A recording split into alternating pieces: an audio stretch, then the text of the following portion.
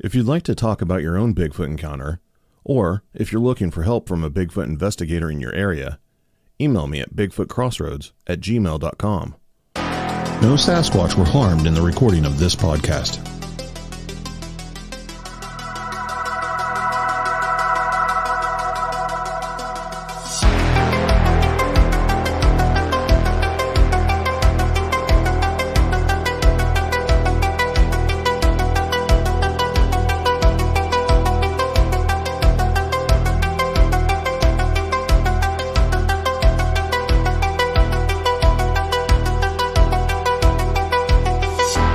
This is Bigfoot Crossroads. I'm your host, Matt Knapp, and this is the 25th episode of the show. I am joined by two of my greatest friends in the world. You've heard a lot about them. You've probably heard us do shows together before, and you're going to hear it again. Robert and Steven Dominguez of the Bigfoot Club podcast. Fellas, welcome. Hello. What's going on? COVID, my brother. I'm sorry to hear that, man. Yeah, I'm over it. I'm testing negative, but there was a lapse in the shows coming out, and that's what happened.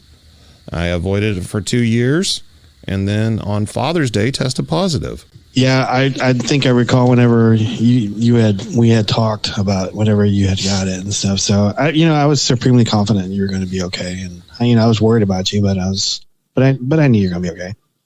Yeah, so I'll be hitting the mute button and coughing a lung up a lot. I got a lingering cough. Everything's good though. I've been to the doctor. Something that I haven't really shared on the show. Earlier this year, I was diagnosed with heart failure. I've been placed on oxygen.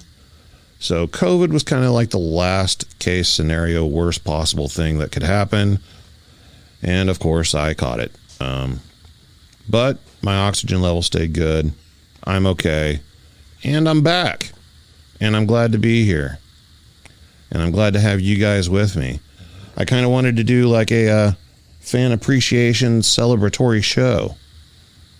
And so that's why I asked you guys to be on here with me. And wanted to get, back in the saddle and everything. But like I said, it's the 25th episode. And I have gone over 100,000 downloads. Yes. Look at here. Yeah. 100,000. Pretty big milestone for me. Can't believe it, to be honest. I've done the show for a long time in different formats, always on YouTube, but as far as the podcast itself is concerned, this is the 25th episode. And the best episode. I'm just kidding. Because we're on it. Yes, absolutely. Hey, I just want to say thanks for having us on, man. I always look forward to coming on your show, and I'm really happy today to have Steven on the show with us. So yeah, I think this is my first time. This is your first time. Yeah. On the 25th episode. Long overdue. And I'm just glad that you got over COVID, man. I know it was scary. Yeah. But I think me and Robert looked at each other and were like, he's gonna be all right. He's good. If I can kick it in the nads twice, because you'd be surprised whenever I find out you tested positive for COVID. I go, I just had it 6 months ago. I just had it. I can't have it again. I can't have it twice in the same year. And COVID's like, no, I'm back, bitch. I'm back. It sucks. And I was like, wow, okay. So yeah, I mean, was it like the first 3 or 4 days, just probably the worst of it? No. Really? Yeah. The first 3 days was the best of it. Oh man. I barely had anything wrong with me, and I was like, something doesn't feel right. And I tested negative twice, and then the third day I woke up and was just definitely sick, and that's whenever I tested positive. And it just kind of got worse every day from there on for about a week and a half. But that's where I've been. I just wanted to let my listeners know, that's what's going on. Sorry about the lapse in episodes coming out, but I am back. I'm going to do my best and continue to put shows out as often as possible. And I appreciate everybody sticking with me. few things I wanted to go over real fast before we get into the Bigfoot goodness. If you have not joined my YouTube channel and subscribed to it, I would appreciate it if you did so.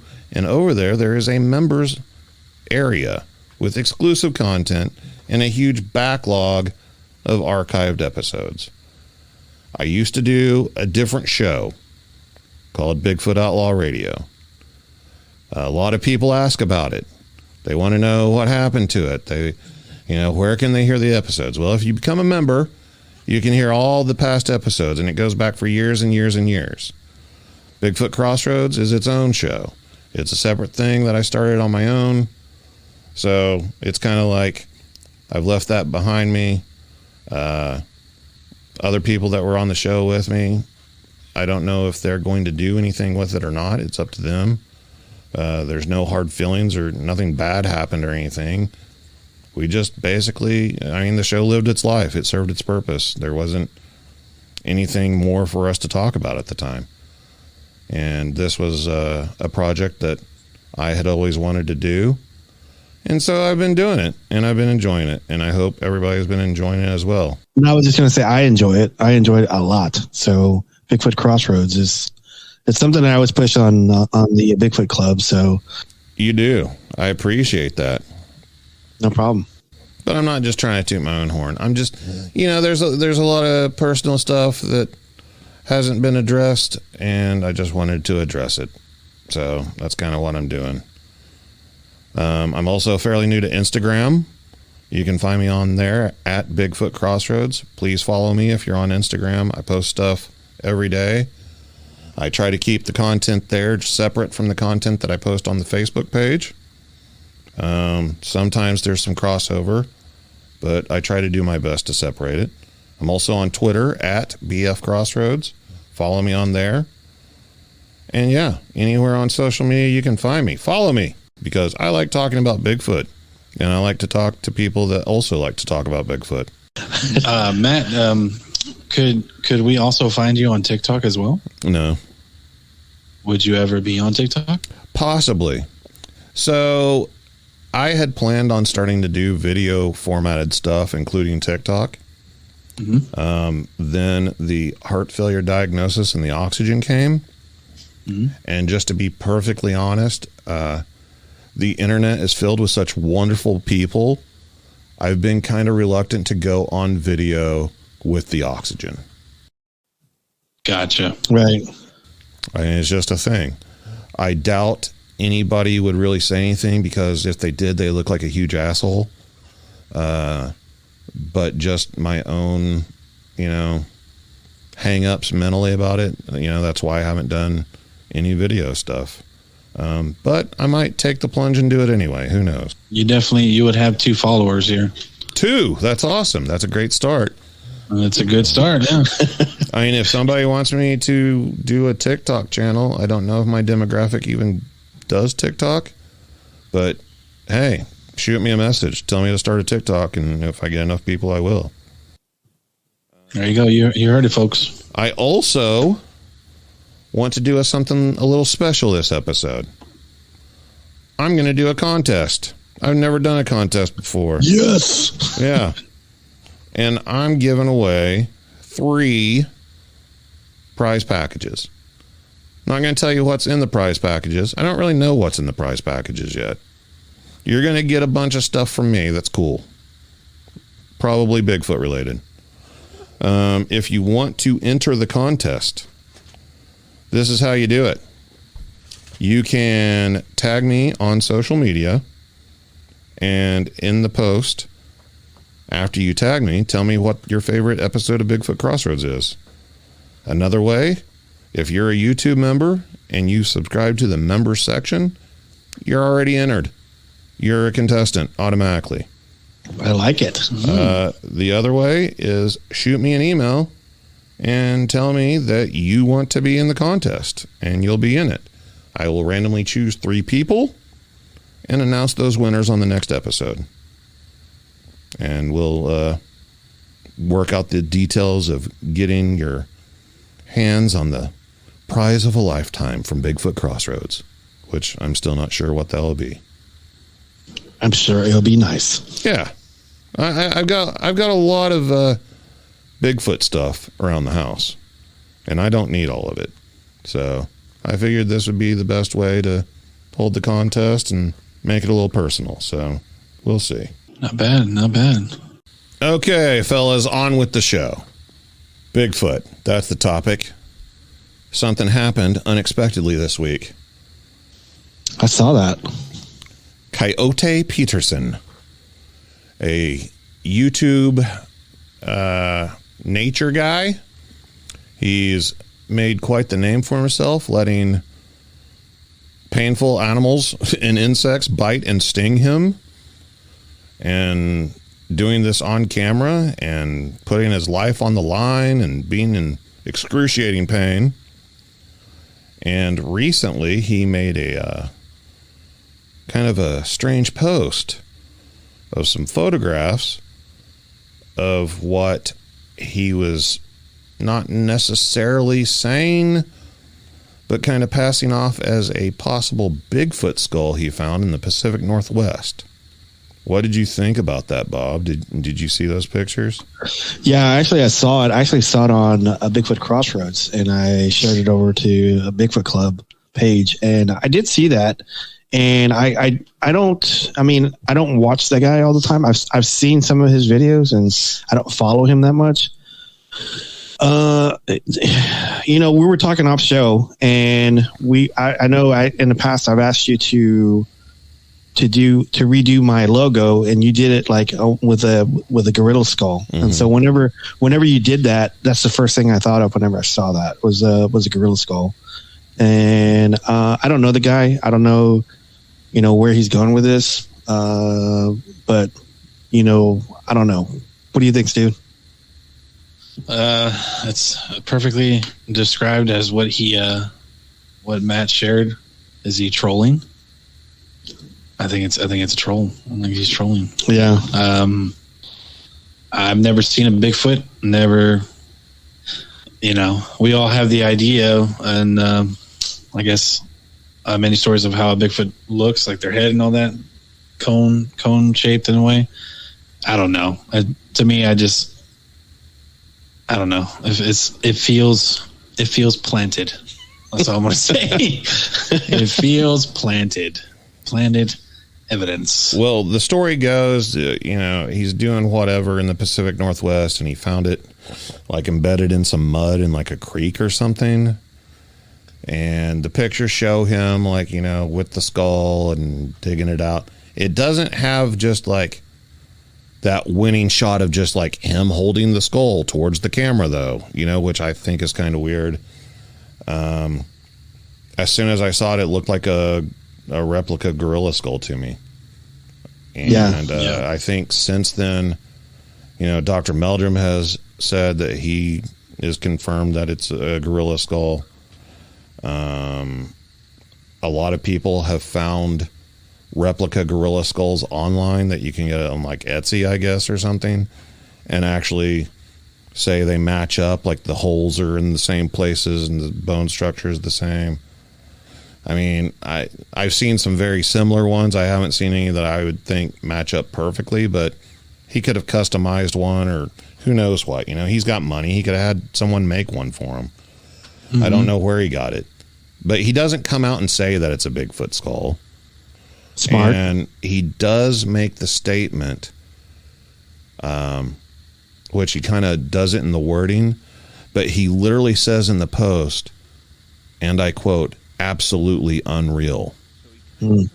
So he kind of comes out and says like, "Hey folks, this isn't real." I don't know. Play on words. I know, it's like a cryptid, encrypted. Encrypted. He makes some weird references about, I'm sure the government and stuff will remove this post and take the pictures down, but the skull's in a safe location.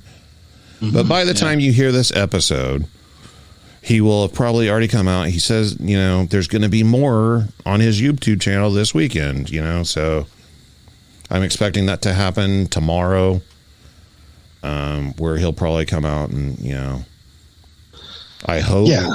confirms that it's fake, because, you know, I hate it when people do this. And it's happened before. Mm-hmm. It's happened before. An archery hunter by the name of Tim Wells, who made hunting videos, faked a Bigfoot video where he had a buddy in a suit or a hoodie or something. Pretty much everybody that knew this Tim Wells guy in the hunting community said that he's a prankster and a joker, and like if anybody's going to fake a Bigfoot video, it would be him. To me, it was pretty apparent that it was a fake video, but he never came out and said it was fake. People probably still think it's real. Maybe it is, but it's like 99% not real. Then you had Jordy Mercer, a baseball player, who put out some trail cam photos of a Bigfoot that he got on his ranch. I do remember that one. Most people who have spent any time investigating the subject of Bigfoot instantly recognized it as a readily available costume that a lot of people use for Halloween and making fake videos. So, I mean, if you see the same costume for sale online and you recognize it in the trail cam photos, I mean, but once again, he never came out and said that it was fake. So there's still, you know, those believers out there who just want to hold on to it. But the point is, there's people out there who are kind of famous or have a following that use Bigfoot to kind of promote themselves. Yeah, push themselves over a little bit and get more subscriptions. Yeah, get those clicks. And in my opinion, there's actually another guy whose name I will not mention because he's been known to sick his very large community of followers on people that speak out against him, and I really don't want that to happen, but he kind of stumbled into the Bigfoot world. He made hunting guide videos, we'll say, and one day he did a video with a Bigfoot story and it got way more views than his hunting videos did, so he just completely switched to doing Bigfoot videos and now has a huge following and is making lots of money. Swear, man. That guy. Media hounds, or whatever you want to call them. I don't know. It just kind of, you know, it really muddies the waters. Mm-hmm. It does. It does. Like the whole reason for doing the podcast and everything. And I mean, I had an experience. I had an encounter that sent me down this path of trying to figure out and learn as much as I could about, you know, what the hell did I see? Like, this thing is really out there. And so, like, I'm trying to help fill in those puzzle pieces. But then you have a lot of people involved that are kind of working against you and misleading people and distracting people. And it can make things very frustrating in the Bigfoot world. That it can do. Do you think this Coyote guy is going to get a lot of heat from, you know, our community? You think he's going to? No. Yeah. People in the Bigfoot world and just in the world in general, something that I've learned over the years watching hoaxes happen over and over and over, they have a very short memory. You know, it will be a hot button topic for a week or so, and then something else will happen and they'll move on. I mean, you've got serial hoaxers out there like Rick Dyer who have, you know, hoaxed numerous times in huge ways. I mean, contacting the media, getting on the news, and people still buy into a story every single time. Yeah. That is, that's one of those things that, you know, because like whenever he did that and whenever he kept going and like whenever he did the stuffed body one and he was going around charging admission. And I do recall whenever he came in the DFW area, everybody asked me if I was going to go. I go, no, I'm not going to go. I'm not going to give that guy money. No way. And I mean, I get it. I mean, there's two sides to it. I mean, first off, the original Rick Dyer hoax, whenever he was involved with Biscardi. Biscardi and the cop down there that he was friends with who vanished off the face of the earth. They were just doing that as a joke. They didn't think the Bigfoot community was going to latch onto it or anything. And I think that's how like a lot of hoaxes, especially on YouTube, happen. Somebody posts a video thinking it's funny and thinks it's a joke, and they don't realize that there's like thousands of people out there that really believe Bigfoot is real and just want to see one really bad. So they just think everything that comes out is real until it's proven to them that it's not. And sometimes even whenever it's proven to them, they still don't want to accept it because they don't want to feel like they've been duped by somebody. I think there's hoaxers who are hoaxing intentionally within the Bigfoot world, but I think most hoaxes happen outside of the Bigfoot world and they don't realize what it actually does. And I'm not even saying that that's their bad. I think that's kind of the Bigfoot community's bad. You know, like, don't get so invested in these videos. Don't get so invested in these like made up stories. I mean, you had that, I think his name was Sean Bannon, a film student that put out the Giant of the Sequoias or Giant of the Redwoods video or whatever. And he just put it out there and then never said anything else about it and never responded to any emails or anything. And I mean, that thing racked up like millions of views. Now, to a lot of us, it was obviously a guy in a costume, a well-done costume, but it was a guy in a costume, and this guy was a film student. But since he didn't come out and say, like, yeah, it's fake, everybody started believing that it was real. And then you had Bigfoot researchers posting it as real. Which I don't know if they had nefarious means behind supporting the video to get more views or what their reasoning was. Now, eventually, he did come out and say, yeah, this was fake. It was just a film student project, you know, and there's even images of the same costume with his buddies on stage. He has like friends in a band, and they had used the costume during performances on stage. The same exact one. So there's no question about it, whether it's real or not. It's obviously fake. But there's people who still think it's real, even after it's exposed and admitted to. Those are usually the people who don't do the research and don't follow through, and they just, you know, share it and post it and all that stuff, all that jazz. So, which, I mean, you know, as frustrating as it is, it's also something that we just have to accept. You know, back whenever you and I first started out at our own independent times from our own independent directions, the Bigfoot world on the internet was kind of a new thing, and it was only researchers. Witnesses weren't even involved unless they were brought in by a researcher. But then Finding Bigfoot happened, and you had this influx into the Bigfoot research world of just enthusiasts, people who are just interested in the subject, not even witnesses, not even interested in research, just wanting to, I want to see the videos, I want to see the photos, I want to see the evidence. And they've kind of like absorbed all this stuff and have taken an active role in the Bigfoot world, and to some extent even put out their own information now. Some of them even have their own podcasts on the subject. But they don't have any actual research experience or any real time invested into researching and investigating the subject. They just put out the information that they've heard others putting out that got, you know, the most attention on the internet. But you can't just say, no, you guys aren't allowed. You know, this is our Bigfoot club. I'd say what you went there. Yeah.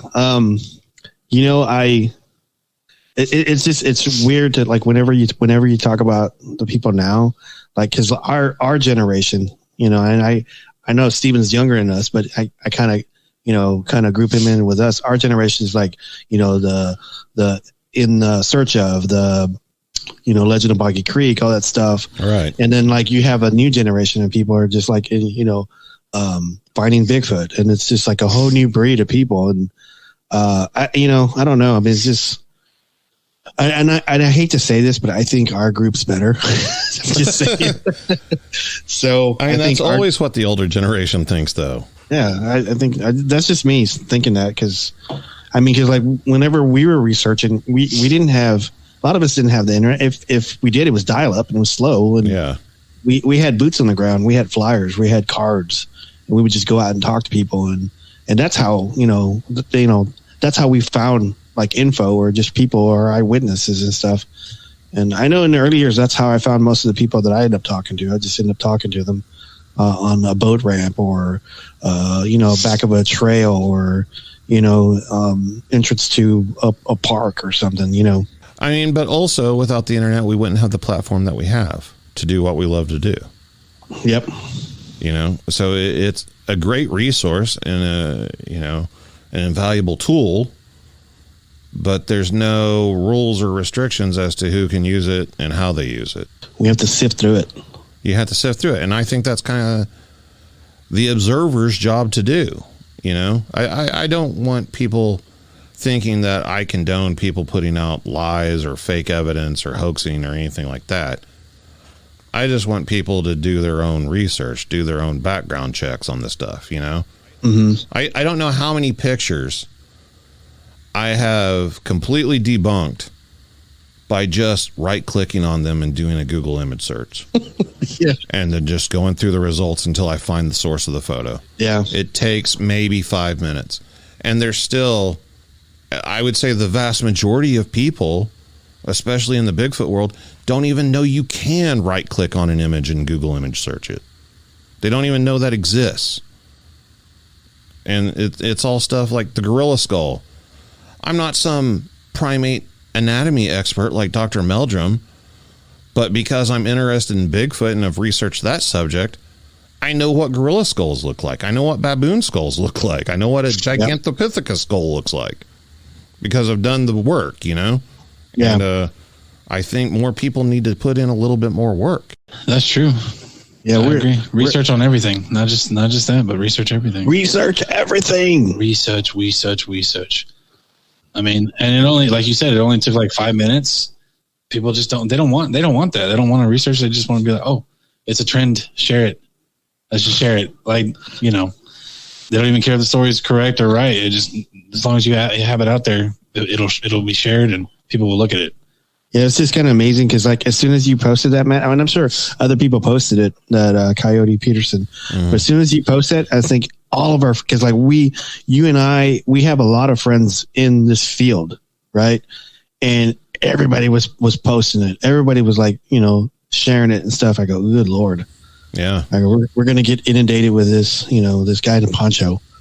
Yeah. What was with the poncho, man? I don't know. Maybe he was cold. And I think he might have been in British Columbia, not the Pacific Northwest, but somewhere up there in Bigfoot world, And I'm sure that was the deal. Like, he makes his own nature videos. So if you're in the heart of Sasquatch country making a nature video, why not include the legend of Bigfoot in it, Yeah. And do a little teaser. He just probably didn't realize that it was just going to bleed over into the Bigfoot world, and we're all a bunch of rabid dogs whenever it comes to that stuff. There's one thing I wanted to mention. If you smuggle something through the TSA, do you really post that you did that? No. Is that a smart thing to do? There's not like some statute of limitations where they can't come to your house. I mean, especially if you're a known celebrity and you're like admitting, just ask Peter Byrne, man. Yeah. I mean, let's be honest here. He stole an artifact from the monks of Nepal, the Yeti hand. He smuggled it in, man. He smuggled it in with the help of a Hollywood actor and his wife. Like, that story is amazing. Right? Yeah, I think so. I mean, I still think that, like, I don't know, man. I think Peter Byrne's like, I don't know, whatever that British equivalent to the CIA is, Mission Impossible, M19 or whatever it is. I forgot what it was, M6 or something. Yeah, M5? I think Peter Byrne is very possibly a member of the CIA or some organization like that. To get Jimmy Stewart to do it, yeah. If you read Peter Byrne's bio, which is out there on the internet, folks, I mean, the dude was like a hardcore, like, military personnel guy. Like, he has, like, a hero's background. He wears an ascot, man. Who can rock an ascot? Peter Byrne can. That's who. Yeah. Who can smuggle a Yeti hand from Nepal? Peter Byrne. Me and you, we wouldn't be able to do that. I can't pull off an ascot. Sure can't. I especially can't pull some Indiana Jones crap and like smuggle over, you know, a Yeti's paw from Nepal or wherever with the help of a Hollywood actor. Who, like, huh? Like, I'm telling you, man, I'm on to something with this. Yeah. I've been sitting on it for a while. Yeah. A minute now. I remember, I saw that Robert told me to look at it, and I was like, smuggled it and got through the security on that. Like, okay. There's actually some graphic novels that came out, a series of them that were kind of done similar to like the Time Life books from back in the day. Remember those? Mm-hmm. Where like each graphic novel was focused on a certain subject. And I collected the whole set. And one of those issues is the story of Peter Byrne smuggling the Yeti's hand. A comic book with Peter Byrne in it. There's no way he signed off on it, you know? Yeah. But like, I mean, it has the whole story like laid out in the graphic novel. So he's in the graphic novel. Yeah. He's on In Search Of. He's friends with Jimmy Stewart. Wears an ascot. He's probably with the CIA. Wears a safari hat. Man. Yeah. Has been around forever. He was like a Royal Air Force pilot or something. Like Special Forces for the British Royal Air Force or something like that. You should read his bio, man. It's pretty crazy. Isn't he like a composer too? Probably. He probably like invented CERN or something. But I wanted to say this also, Matt, is that whenever, you know, this Coyote Peterson, I don't know, because like in the past we've talked about, you know, we did an episode on Bigfoot bodies and, you know, dead Bigfoot and stuff like that. If I'm just throwing it out there just to talk, but if this was really a Bigfoot skull, I mean, I know I'm thinking that maybe the other Bigfoot would probably protect it, right? They would be over this area, or they would, you know, throw like more rocks or boulders over this. I mean, it's kind of weird because it's like, okay, first off, disclaimer, I 100% think it's fake. I'm just saying, if it were to be real, I think this is how it would happen in a very similar manner. If the body was like buried or something, and then over time erosion did its thing and worked it back to the surface, and somebody stumbled across it.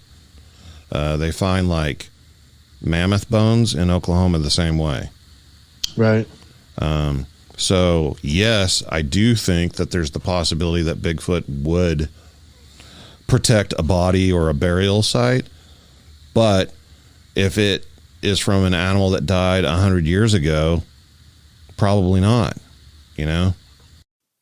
Yeah. This doesn't look like 100 years old, though. No, it doesn't. So, I mean, I don't, that's the first thing I kind of, you know, well, actually, the first thing I thought of was like that logo picture you were doing for me, and I was a gorilla skull. So I thought of that. And the second thing I thought of was like, if this is really a skull, wouldn't another Bigfoot like be on this guy's grill like really quick and kind of shadow him out of this area? Yeah, there's a bunch of red flags. Even if you're Coyote Peterson, you wouldn't put the pictures on the internet until you had it confirmed of what it was. What's his? I mean, I know I'm asking this question. What's his followers? I mean, how many numbers does he have? Oh, millions. Does he? Yeah. He's gonna get 1 million more, probably. Yeah. Shock value. Yeah. I'm just curious as to how he's going to play it out. If he's going to continue the ruse and say that the government took down the pictures, or if he's just going to come clean and, you know, say like, yeah, I just did this to expose the legend of Bigfoot in the area or whatever. But that's not really exposing, though. It's trolling. Either way, regardless of how it turns out, I would very much like to have him on the show to talk about it. Yes. I would love that. I would love that for you to talk to this guy. I don't know how to make it happen. I don't know if anybody listening could make it happen or will help me make it happen. But if he agrees, I would love to have him on and talk about it. That's going to be my main goal in the future. regardless of what he says about the skull or how he plays it out. Well, what would you ask him? What would be like the number one question? Is it real? Is it real? Yeah. Is that what you would ask? I would just want to talk to him about it. I mean, the guy obviously is very knowledgeable whenever it comes to wildlife. Mm-hmm. And that's kind of one of my main interest areas of Bigfoot is how it works in the natural world. How it lines up with other animals and stuff, and what his views on it. You know, everybody always wants to argue, well, why don't we find any bones? Why don't we find bodies? Okay, well, he's saying that he found a skull, whether it's real or not. Does he think that it's possible to find bones? Why don't we find bones? Does he think it's real? Even if this is fake, does he think Bigfoot is real? Does he think that there's enough ecosystem for these things to exist and have a breeding population? I just want to pick his brain about it and see what his thoughts are on it. Yeah. Like I said, I like talking to people about Bigfoot, but that's across the board. There's a lot of people that I would like to talk to about Bigfoot, whether they're Bigfoot believers or not. You know, there's people that can add information and open new doors and add more pieces to that puzzle that aren't even in the Bigfoot world or have an interest, in my opinion. Right. I totally agree on that. And there's a lot more people out there that are actually interested in Bigfoot that people don't even know about. I mean, Nick Cage. Never going to get Nick Cage on the show, don't get me wrong. Would love to, but like he's gone on Yeti expeditions and stuff. He goes out and looks for cryptids. The Nicolas Cage? You can't ask about Nicolas Cage unless you do a Nicolas Cage voice. Yeah, you got to do it. You know, I could eat a peach for hours. That was actually pretty good. It was actually pretty good. That was actually pretty good. I don't even want to try to follow it up. It was that good.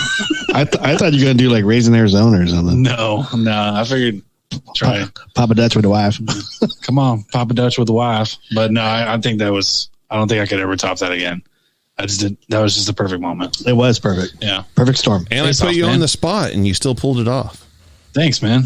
Thanks. But yeah, like it's like our last episode, Robert, with I can say his first name, right? Yes. Wolfgang. Yeah. Who? We were talking Wolfgang. Who's that? I haven't listened to the show. I'm sorry. He's a good friend of yours. A good friend of mine. Yeah. Did he name drop me? Yes, actually he did. He did, actually. Yes, Yeah. he did. Okay. Yeah. He's off the hook. I guess I know him. Yes, Wolfgang.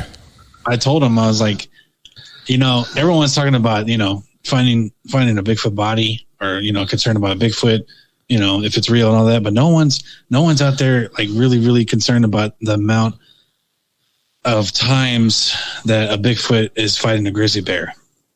Yes, I remember talking about this. Where I was like, he could be fighting one right now. There could be a Bigfoot fighting a grizzly bear right now, and we're missing this epic fight. Pay-per-view, yeah. Yeah. Pay-per-view event. Grizzly bear's like charging him. He's like, hey, man, I don't want to fight. I don't want to fight you right now. You lost last week. It's going to be the same outcome. It's kind of funny that you mentioned that. That's another thing. There's a movie. I can't remember what it's called now that I'm talking about it, of course. It has that kid from Home Improvement in it, and he like befriends a Bigfoot or whatever. And in the movie, there's a scene where the Bigfoot fights a grizzly bear. Now, obviously, it's a trained bear and it's a guy in a costume. I mean, it's a movie, okay? Right. But I have seen numerous times over the years people take either a still shot or just a clip of the movie and post it as a real Bigfoot film. Oh, God. Real Bigfoot evidence that, like, they'll have some story like, my grandfather filmed this, whatever. You know, like, come on, man. And, like, it's from a movie. Yeah. And, like, I mean, it's a Hollywood movie.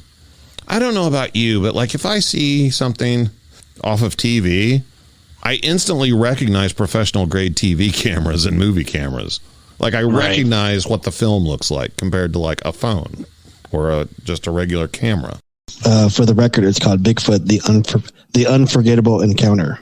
Oh my God! The unforgettable. It's forgettable. encounter. It's forgettable. I forgot about it. Yeah. But I'm saying there's people that will see that and be like, "Oh my God, this is amazing! It's clear. It's clear footage." That's obviously a real bear. That look must how be big a real it is. Bigfoot. He can't be the same size as the bear. That can't be a guy in a costume. Mm-hmm. Like really? You never heard of the show Grizzly Adams? You've never seen that? Yeah. And Grizzly Adams had a beard. He had a beard, man. He lived in the woods with a grizzly bear. Grizzly Adams did have a beard. He did. So, on the movie, it says 11-year-old boy, an age-old legend, a lifelong friendship. Isn't that the legend of Boggy Creek? I think so, but you know that one. You know what scene I'm talking about? Yeah. I'm sorry. I know there's people that they worship that movie. I love Legend of Boggy Creek. It's great for what it is. It has an amazing soundtrack. But that whole Travis Crabtree thing, like going off to hang out with the old hermit in the swamps, that kind of, I don't know, man. That gave me bad vibes. Like something wasn't right about that. Like, oh man, Steven loves that song. This is where the creature goes. Yeah. Nobody knows. I always like the song, Am I the Last of My Kind? Like the Bigfoot's just out there singing a song to himself because he's so lonely.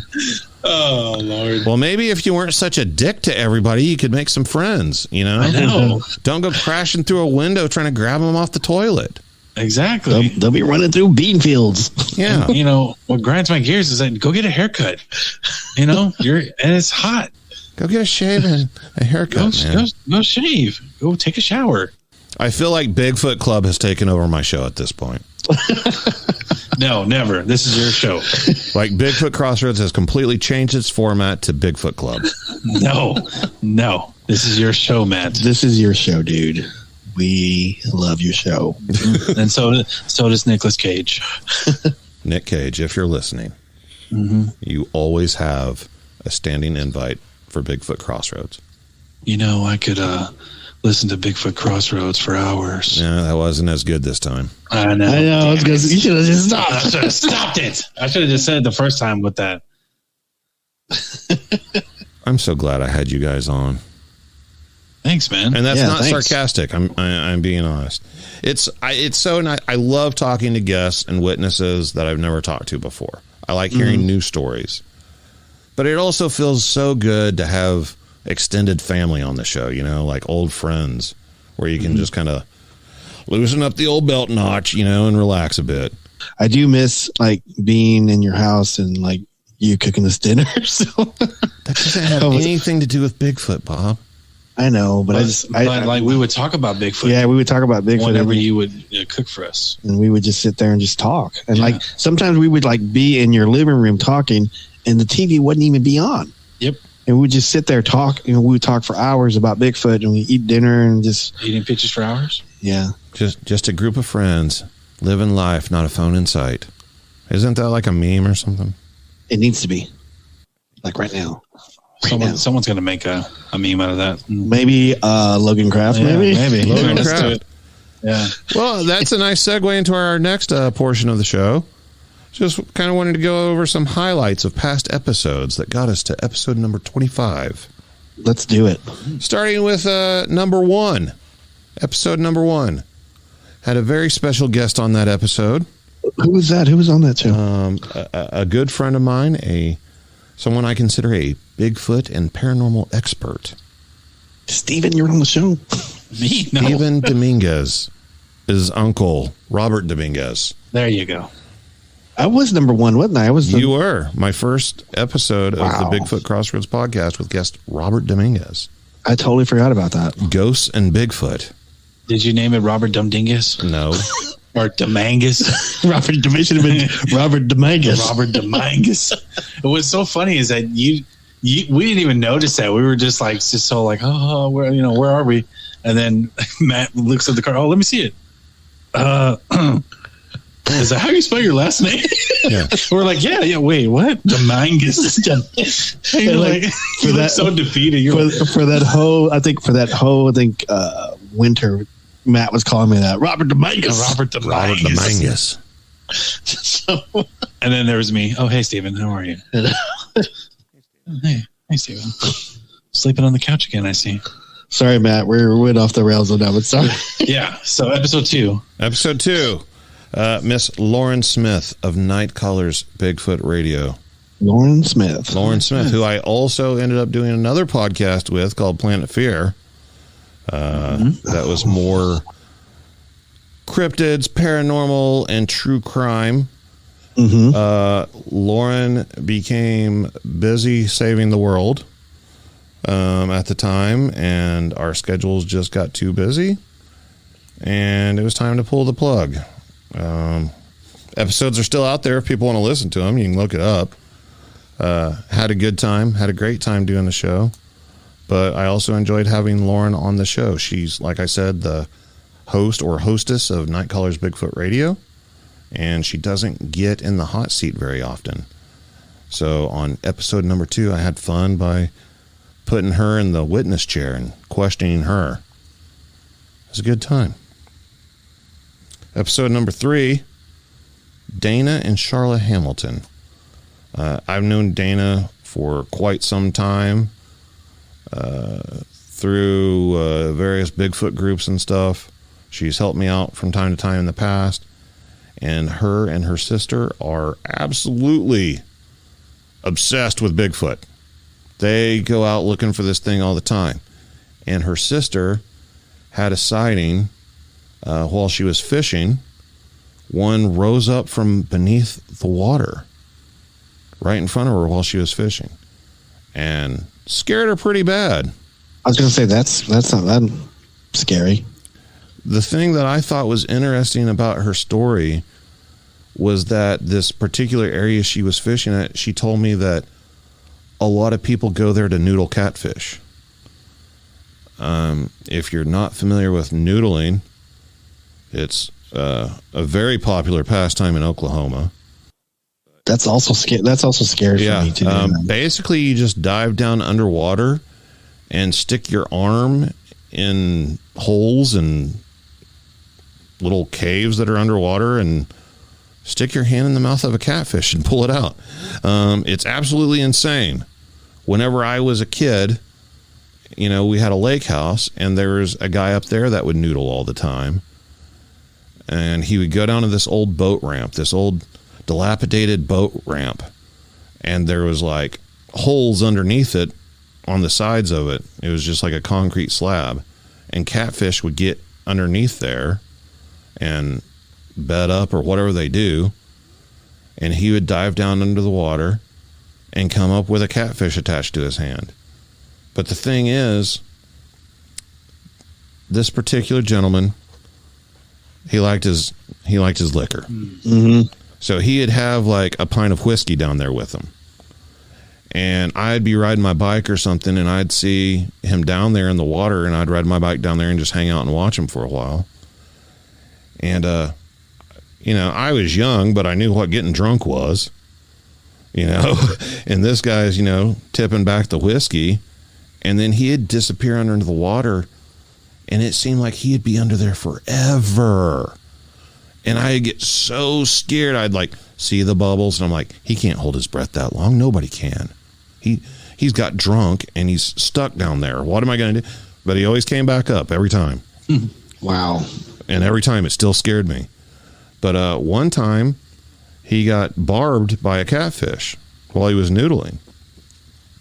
And I don't know if anybody's ever been barbed by a catfish or knows what that means, but they have like... I have. I've been needle-like spines on their fins, up front.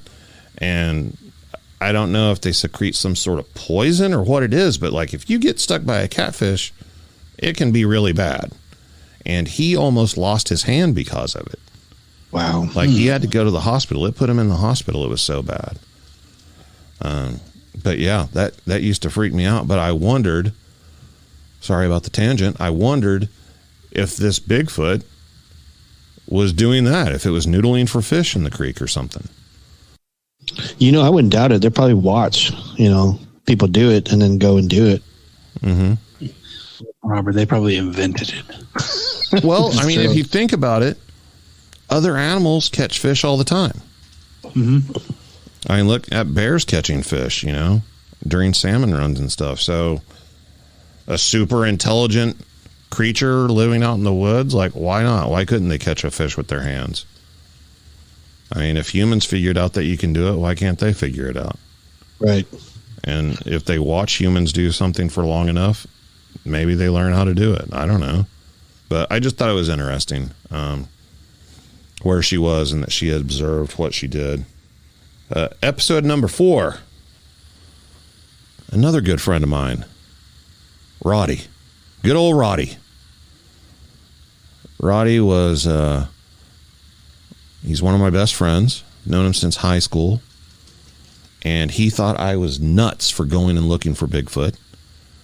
He thought the idea of me meeting up with strangers that were also out there looking for Bigfoot was a ludicrous idea.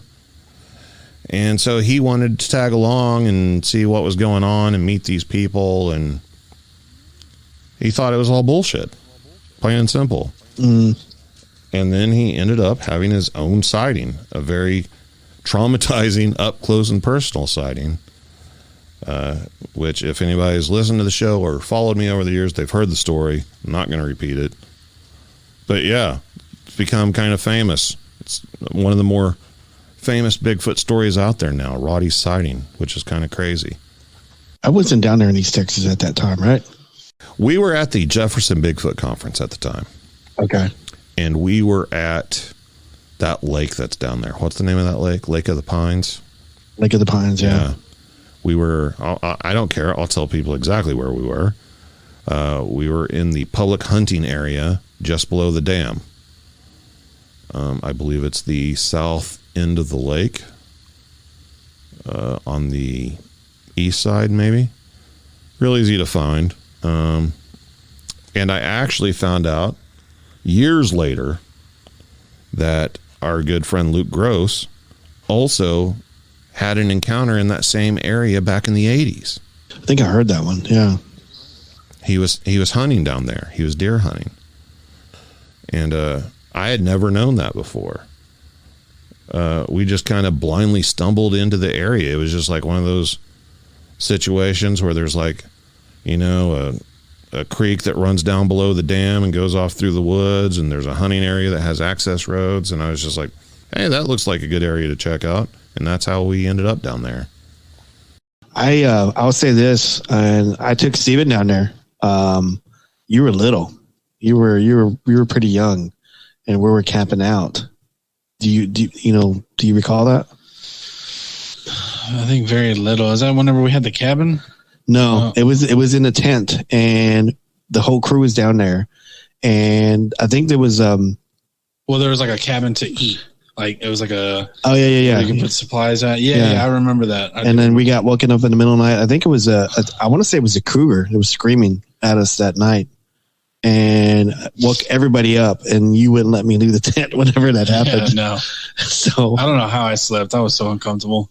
On the next episode, I had a guy that I've talked to off and on over the years who had a story I wasn't expecting at all. I hadn't heard his story before. He had lots of stories. But the one that really stuck out was he basically spent the night surrounded by Bigfoot in a barn, in the loft of a barn. And he was only like, if I remember, like 13 at the time or something. He was a real young kid. And he could hear them like circling around outside. You could hear more than one, and he actually saw one of them. And obviously, just the thought of being like a young kid, kind of trapped in a barn and surrounded by Bigfoot all night. I mean, the idea of it just absolutely terrified me. I can't imagine too many things more scarier than that. Being a little kid and surrounded by monsters. Poor kid. Just poor kid. I mean, yeah, poor kid. I mean, he's not like an adult, that. That's probably, I think, any You don't even have to be a kid, honestly. It can be anyone's fear. Like, what is that? Being trapped in a barn? I mean, what would you do if you were in that scenario, Steven? Probably have a panic attack. Yeah. But at the same time, I would probably be like, well, if I'm gonna die, then I guess I'm gonna find out what I'm dealing with here, I guess. Get some closure. Yeah. You know. Whenever I was younger, I usually found myself in situations where I was really scared, like absolutely terrified. It would eventually get to the point where I would force myself to deal with it to get out of the situation. Like I couldn't handle being in the situation anymore. And that would basically, the fear and the desire to flight would overcome my panic and terror to stay there. So I'd have probably jumped down out of the loft and just screamed and started running for home. And hoped for the best. He didn't do that, though. He spent the night there and waited it out, which to me is terrifying. He probably didn't sleep 1 week, probably. Probably not. I don't see how he would. Another big guest I had on after him was Miss Brenda Harris of New Mexico. Always has amazing stories, and shared one of the craziest Bigfoot stories I've ever heard, where a witness saw a Bigfoot run out into the middle of an open field, raise its arms above its head, and take off like Superman. Bat Squatch? Or no? No wings. No wings. Wow. Huh. Just the ability to fly. That's something I haven't heard. Yeah, that's something. Okay. Yeah. So, like, I mean, that's definitely getting to the area of these things not being flesh and blood primates, or they know how to do something that nothing else on the planet knows how to do. Yeah. Defy gravity. I don't know. All I can say, a lot of crazy stuff happens on the reservation. Mm-hmm. And I personally have witnessed stuff that I can't explain on a reservation. So, I don't know. Take it for what it is. You know, a lot of people, obviously, I like to have more of a mixed guest list. I am open to anybody sharing their story on the show. Something that I didn't always do in the past. Right. I know we talked about that before. Yeah. But I find it interesting. Now, there are people, obviously, that listen to the show, and people have their own beliefs, and they have their limits of what they're willing to accept and not accept. So they question a lot of the guests that come on the show, you know, and like, why do you have them on, and blah, blah, blah. And, you know, they don't believe them. Or people do believe them, and others don't believe. You know, it just depends. It's very much like politics. But I don't feel that it's my job whenever I have those guests on. Let me make this clear. I don't necessarily believe everything every guest says. I don't necessarily support everything they say or their opinions or their theories. I'm just giving them a platform to share their story. And I enjoy those stories. And I'm willing to accept that even if I don't believe it or I don't agree with it, that doesn't make them a liar and doesn't make me right. Because I have experienced things that can't be explained by science, that I understand people aren't going to believe unless they know me. And then, even then, they don't have to believe me. So if I have those beliefs of my own experiences that I know I've had, how can I sit here and tell somebody else that they're lying about something they've experienced just because I haven't?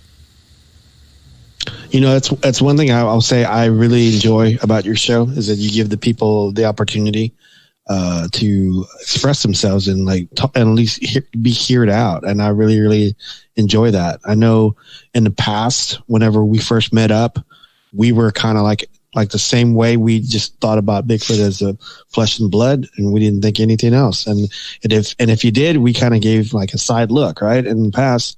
But since we've gotten older, I think we have just a more open mind, and that's one of the reasons why I really, really enjoy your show. So, what are your thoughts, Stephen? What do you think about the extraordinary claims, the paranormal claims about Bigfoot? I used to be the same way. I used to just think it's just a creature, like it's just an animal or a mammal, whatever you want to call it. They just want to be left alone. But as I've gotten older, I've been like, why are they? In my mind, in my opinion, why are they so elusive? Why are they so good at hiding? And I've heard of like the trees, like many people, when they see a Bigfoot, like the wood swallowed him. Like it becomes either the trees, or they use it as a teleporter, or they, I don't know, they can just become one with the trees and they just vanish, and that's what they do. I don't know. Like, it's just, I've gotten older, when people just say, like, even the whole, what you just said about Bigfoot raising its arms and taking off taking off like Superman. I was like, wow, I actually never heard of that, but okay. Well, it's just a story, Yeah, it's a story. But at the same time, if someone saw it and they're telling me that, I'm like, okay, I believe you saw something. Was it a Bigfoot? I don't know. Well, so that's the question right there. Whenever you really get down to it, is everybody experiencing Bigfoot just because they happen to be out there looking for Bigfoot, or they see something that matches what they think Bigfoot looks like? Mm-hmm. Because I've talked to a lot of people, and Robert, I know you have too, that claim there's a lot of stuff out there besides Bigfoot. Mm-hmm. Both paranormal and not. And, one of the first things, because of my own personal background being interested in the paranormal, one of the first things that kind of popped in my head whenever I started going out in the field doing Bigfoot stuff is some of these reports of haunted woods actually Bigfoot? Or are some of these Bigfoot reports actually just haunted areas where it's not necessarily Bigfoot, it's something else? Or it's not something else, it's actually Bigfoot? Mm-hmm. And I'm not so sure some of that stuff still doesn't happen. Yeah. When it's whenever you say something like that, the one thing that pops in my mind is Brown Springs. Mm-hmm. That location, because I know that area has Bigfoot, and I know that area has paranormal stuff. So right, and there's been the one time I went out there, I couldn't tell if I was having a paranormal experience or if I was having a Bigfoot experience. So I kind of had both. So I mean, it's just, you're right on the money whenever you say something like that. So I don't know. Boykin Springs. I've talked about that place down in Texas a lot. I quit going there. That was one of the main research areas that we'd go to. And I quit going there because of the paranormal stuff, not because of the Bigfoot stuff. But it also had reached a point, like you're talking about, where those two areas of the Bigfoot stuff and the paranormal stuff started to kind of cross over into one another. And it made things really confusing and really scary for me, to be honest. The last stuff I experienced down there, I still don't have an explanation for, and I don't necessarily think it was Bigfoot. I think it was something else. Well, and then you got people that they don't know anything about Bigfoot, but they see something. They could have easily probably saw a skinwalker. Right.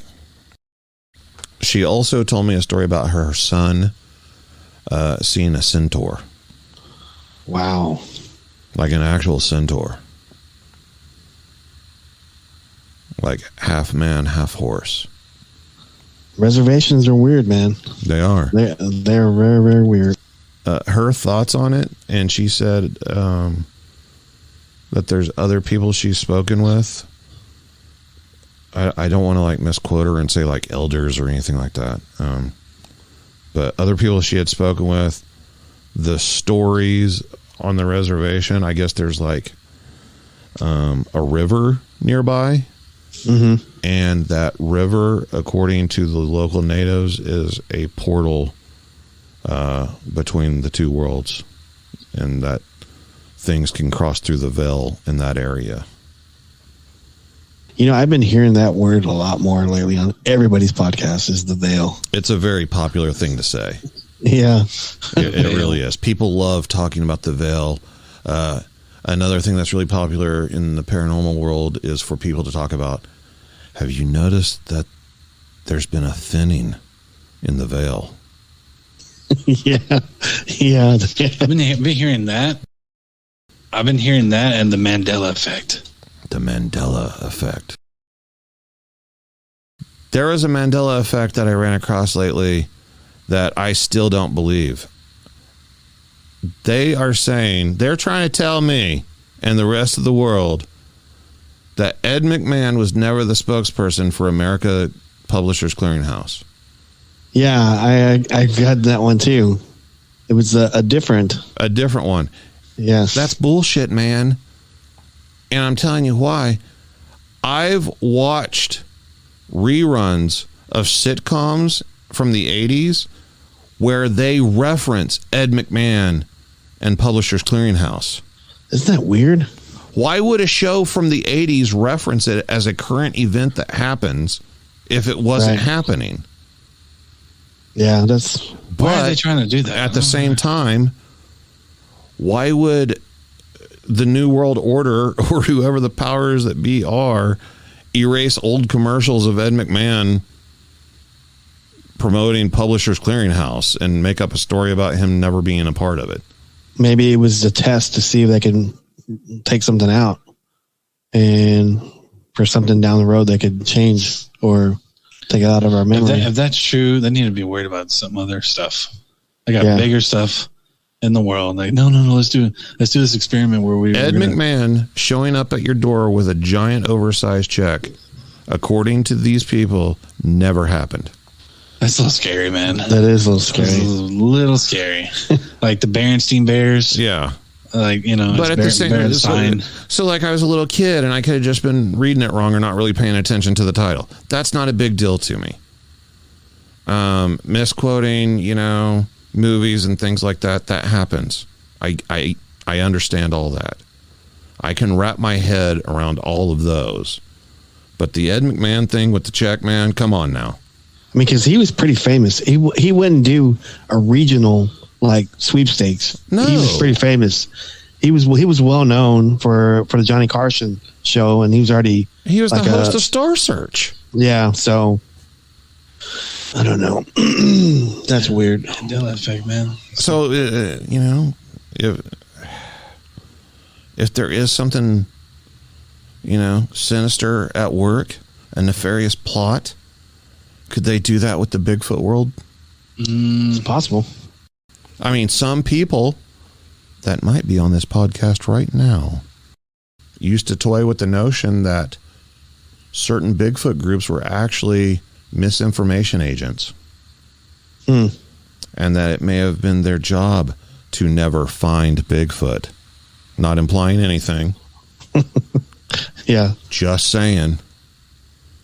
There's the best way to keep something hidden is to never find it. If somebody eventually does prove Bigfoot, the ride's over. Yeah. You know?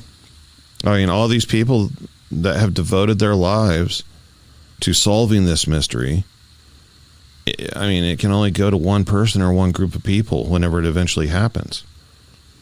And once that moment happens, the science community, the government, all the people in charge will step in and take over. And then what are we going to do? They're going to try to Mandela effect it. No.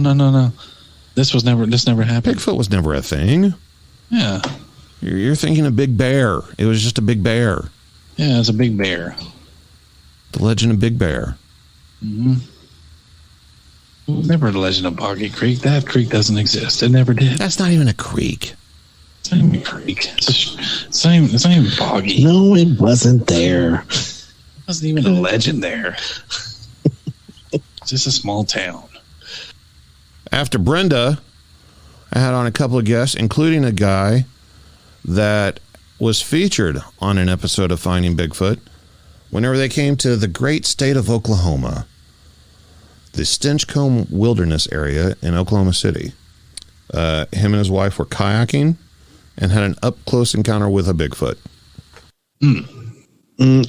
Have you ever been there before, Matt? You know, I've been by it, but I haven't ever actually been in Stinchcomb.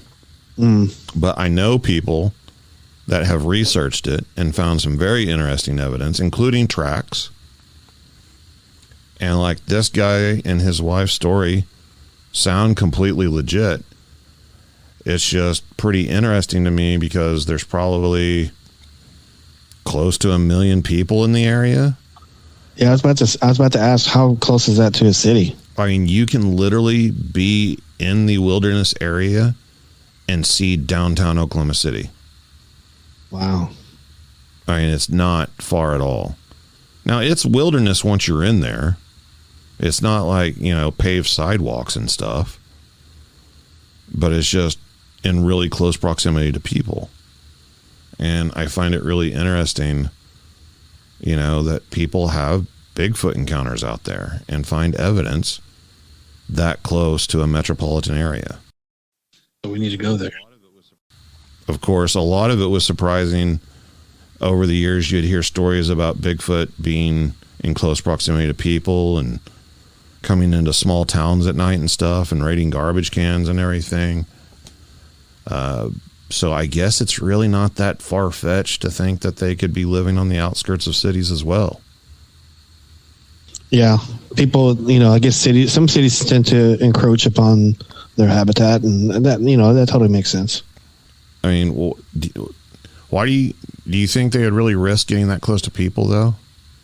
I think, you know, if you think outside the line and just think, to me, if a juvenile or a younger Bigfoot, you know, strays away from his family and he wants to, you know, get his own area and then eventually wants to find food, yeah, it's possible in my mind. Yes, I agree. On the juvenile part of it, a younger Bigfoot, they're gonna be curious, as any juvenile Bigfoot. We're curious, even like us, like when your parents told you not to do something, you're gonna go do it. So I'm pretty sure the elderly Bigfoot of those smaller Bigfoots were telling them, you know, don't go out in the city, or don't go if you see a human, you hide. They're gonna be like, oh, what's? They're gonna be interested. They're gonna be curious. You know, I fully believe on that. It's the same thing for all animals, puppies, cats, kittens, all that stuff. I mean, I know I've mentioned this before, but I'm going to talk about it again. I live in the middle of a city. I mean, you guys have been here. Mm-hmm. I do not live anywhere near anything that would be considered wilderness. I'm right like 10 minutes away from downtown, in the heart of the city. I live in Midtown. Mm-hmm. And in my own front yard, I've seen tons of animals. There's hundreds of rabbits that live here. You know, obviously you have your normal city wildlife like squirrels and stuff, but I've also seen skunks, possums, raccoons, fox. I've had a hawk like devour a bird in my front yard. Wow.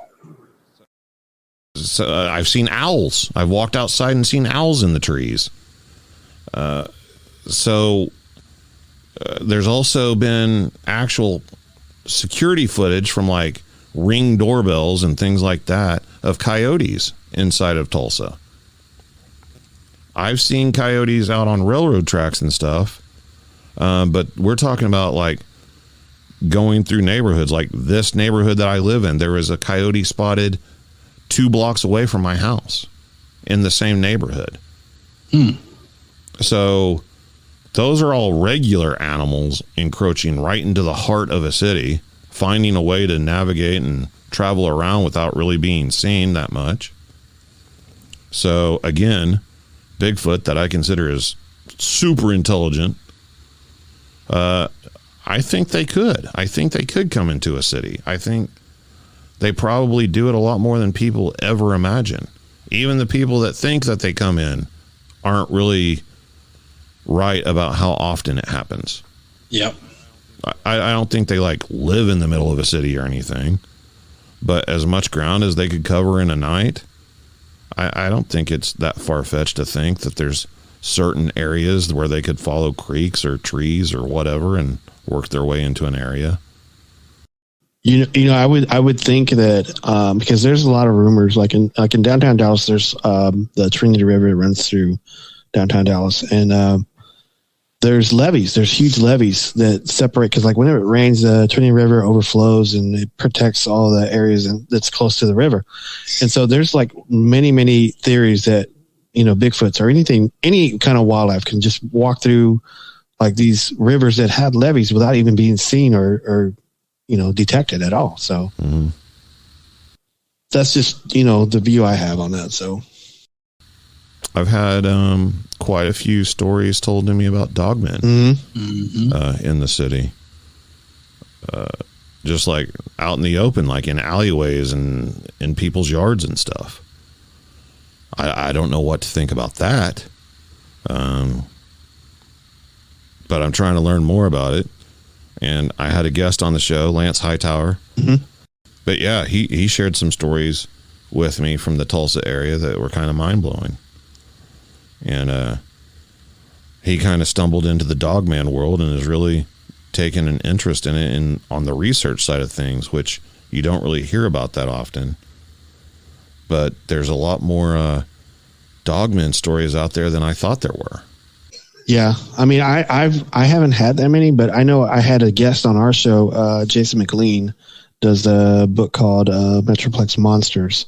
And like I was talking about levees earlier, he has a couple stories of dogmen or werewolf-like creatures that come off these levees, you know, like in the middle of like Dallas. Wow. And I've never heard the story before. I read his book, and he's got a couple like eyewitness people that's claimed that they see him. And you know, he doesn't go like into detail like who these people are, because I would ask if they're Native American or they're, you know, what nationality background, because that's, to me, that's it could be like a little origin on, you know, why these people are seeing like just certain cryptid or something. But I don't know. It's just a thought, an idea that I had. Okay, well, since you said that, there's, as you know, you and Stephen both have been privy to this, Oklahoma, old school Indian territory. I know that's not the politically correct term, but Indian territory is what it was called. You have a lot of towns that are Native American towns and reservations here, and these areas have a rich history of Bigfoot encounters and Bigfoot interaction. Do you think there is some sort of special connection between Bigfoot and Native Americans? That's, you know, because I know I've told you this before also. We've talked off show. Now I know I've talked about on my show. I went up to Concho and I interacted with that reservation there, and I had to go talk to elders and stuff. And so after talking to all them, yeah, I mean, I believe it 100% that it's a part of their culture, and it's like I won't say it's a topa. I wouldn't go around saying that, but it's just a part of their culture, and they accept it and they see it all the time, and they just live their life around it, and they just live with it. So, and that's just the belief I have after talking to so many Native Americans, Native American affairs officers. I just believe that completely. I mean, the Hispanic community also has a lot of paranormal stuff tied into their culture. And, you know, a lot of times, whenever you have groups of people like that, they're very reluctant to share it publicly. But within their own community, it does get talked about. not often or anything, and usually in private, with family and close friends and like that. But it's generally just an accepted part of life. There's no question to it. And they don't like talking about it because, one, it's bad juju to talk about it. It is. And they don't want to be doubted or made fun of. They don't want it to be a spectacle or exposed, and have the spotlight put on them. So they don't really want to share it with, a researcher coming investigating and poking around. And it's you guys have talked about this. I've experienced it. Yeah, I've been fortunate. Others have been fortunate enough to gain access to certain areas and information. But we wouldn't have been able to do that on our own. We had to be invited and accompanied by a part of that community just to be there. I mean, it's just something that's not talked about. And Oklahoma has a lot of small towns. And I think people in rural America, just in general, are the same way. I think they experience a lot of stuff and just don't talk about it. Yep, I have to agree with you on that one. Have you guys experienced that in your own Hispanic communities?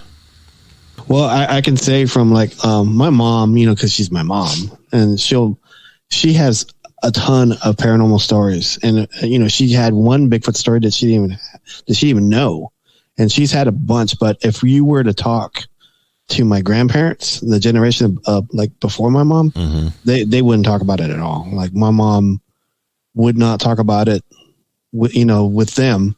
I think she heard it from cousins that our relatives actually the events happened to, that she would hear about from their cousins. So there's a generation in the Hispanic community where they won't talk about it at all. Yeah, I think it's just bad karma to talk about. Yeah, like what Matt was saying earlier, it's just bad juju, because if you talk about it, then it's going to happen. It's going to happen right. again. And it's going to come to you again. And so, my mom, she was on my show, and she had so many paranormal stories that I did not know that she either experienced or my great grandfather experienced. And so she told me, I had a whole show just full. I mean, she probably still has more stories to talk about, but yeah, there's a lot of paranormal stuff.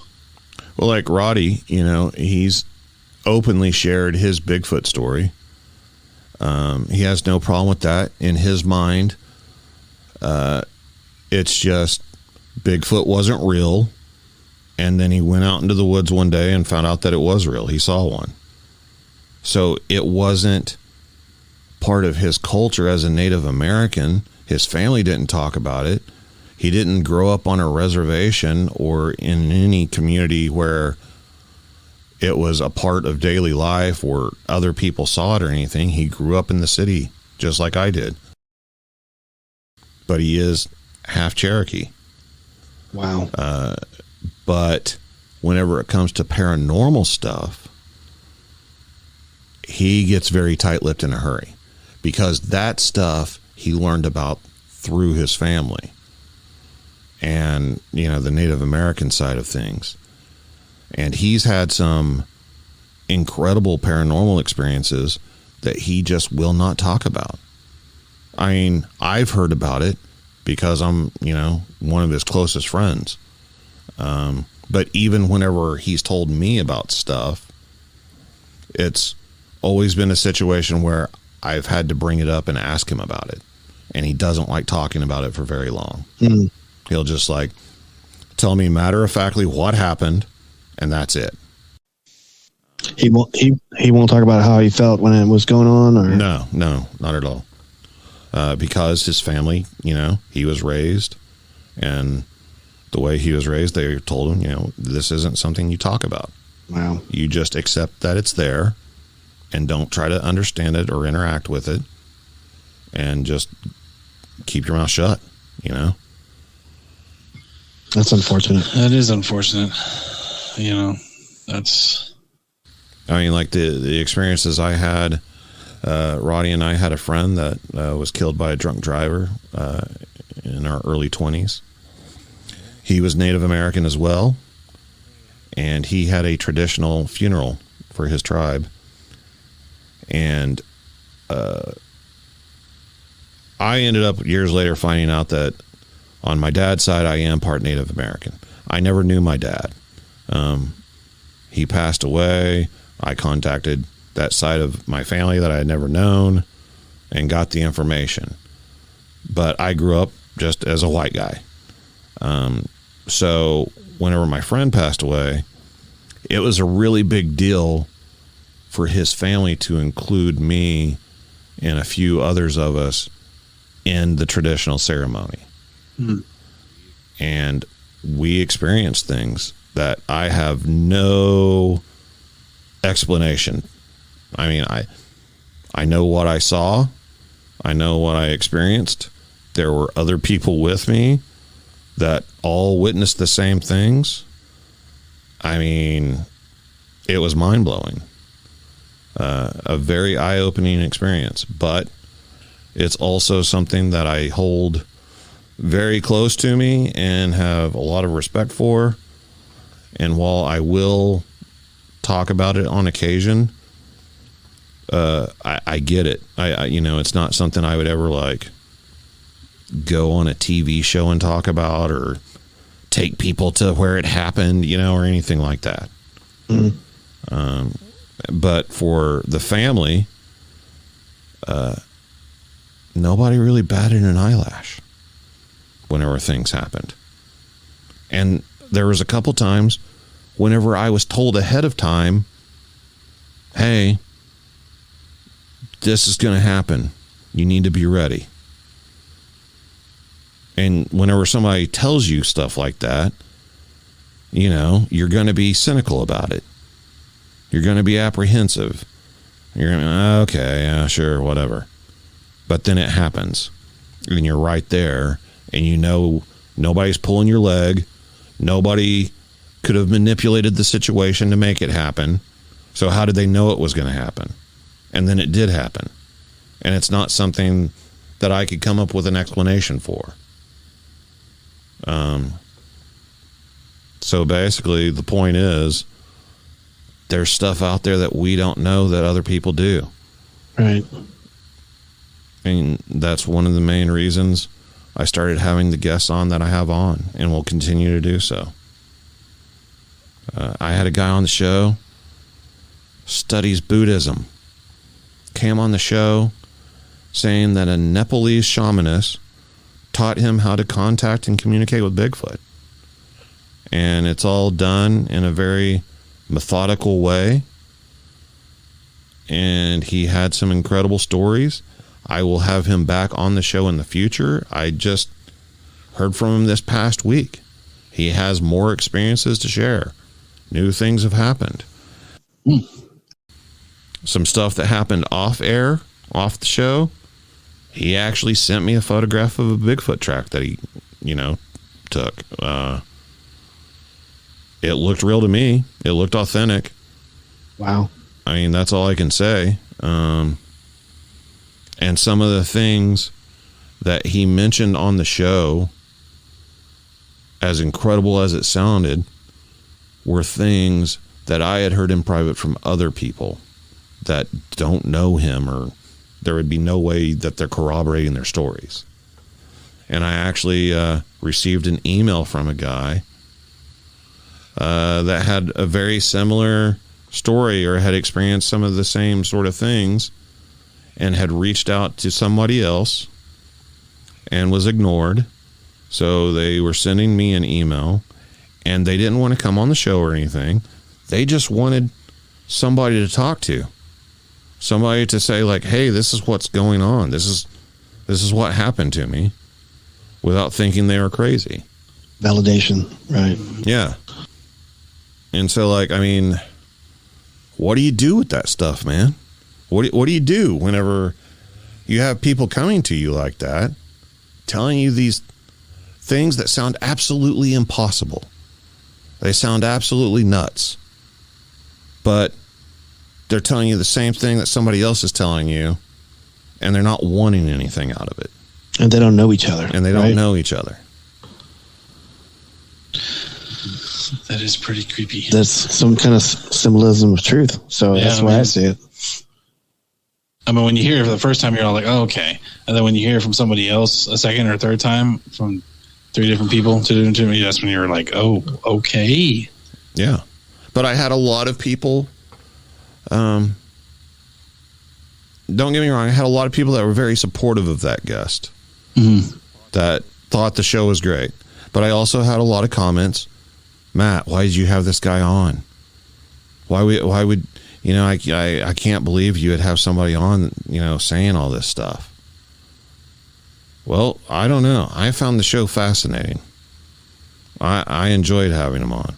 He's willing to come on again and supposedly bring his girlfriend or his wife or whatever with him that has supposedly been there whenever he's experienced some of these things. He said there's people people that he knows he's taken out into the woods and shown them Bigfoot. Wow. And freak them out, Tell them to take us. Take us, man.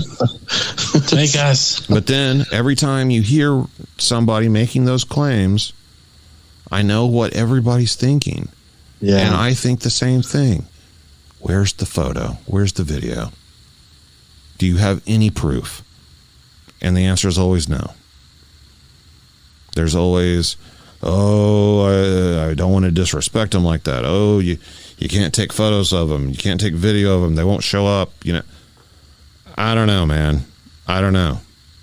I would think at some point, somebody in the world, if so many people are having these up close interactions, surely someone would just not have the moral aptitude to not take a photo just once, I agree. Just like, why not? I have this amazing, interactions with this incredible creature. I'm special. If I do this, it will all come to an end and I'll never get to experience it again. I don't think everybody would be able to pass that up, though. I know I wouldn't be able to. I mean, I'd pull out my phone quick. My phone's out right now. And then I turn my video camera on accident all the time, just carrying my phone around the house. Well, there you go. But you got people that are when you do get some type of evidence, it's like they were filming it with a toaster. Yeah. And it's like they're moving and their camera's going left and right. Then you can see something for like a brief second, and you're like, "Well, what was that?" Yeah. Like they did accidentally turn on the video on their phone and didn't realize it, and were just walking around. Yeah. But I get it. I've done shows. I've talked about to actually capture footage of a Bigfoot or a photo would be a nearly impossible task to do. I mean, at least based on the experiences that I've had. To me, it's similar to being out in the middle of the ocean at nighttime with a cell phone and capturing footage of a fish jumping out of the water. But your phone's not on and ready to record. Or it's like going to a baseball game with a glove and expecting to catch a foul ball. Yeah. It's really rare. So, but people actually do that. Yeah. But I don't. I don't do it. I don't even go to the game. Another fun guest I had on, Mr. Connor Flynn, Bigfoot Anonymous. Man, oh man. If you gave a 5-year-old a mug full of sugar, that's what it was like. He's like a human hummingbird. Yeah. He's the most enthusiastic. I don't even know what to call him. He's not even a Bigfoot researcher. He's so much more than that. He is the Fortean Indiana Jones. He investigates everything. Animated style. Like Disney Plus. Yeah, I mean, what I want to say is, we're not making fun of him. No, I love Connor. I think he's great.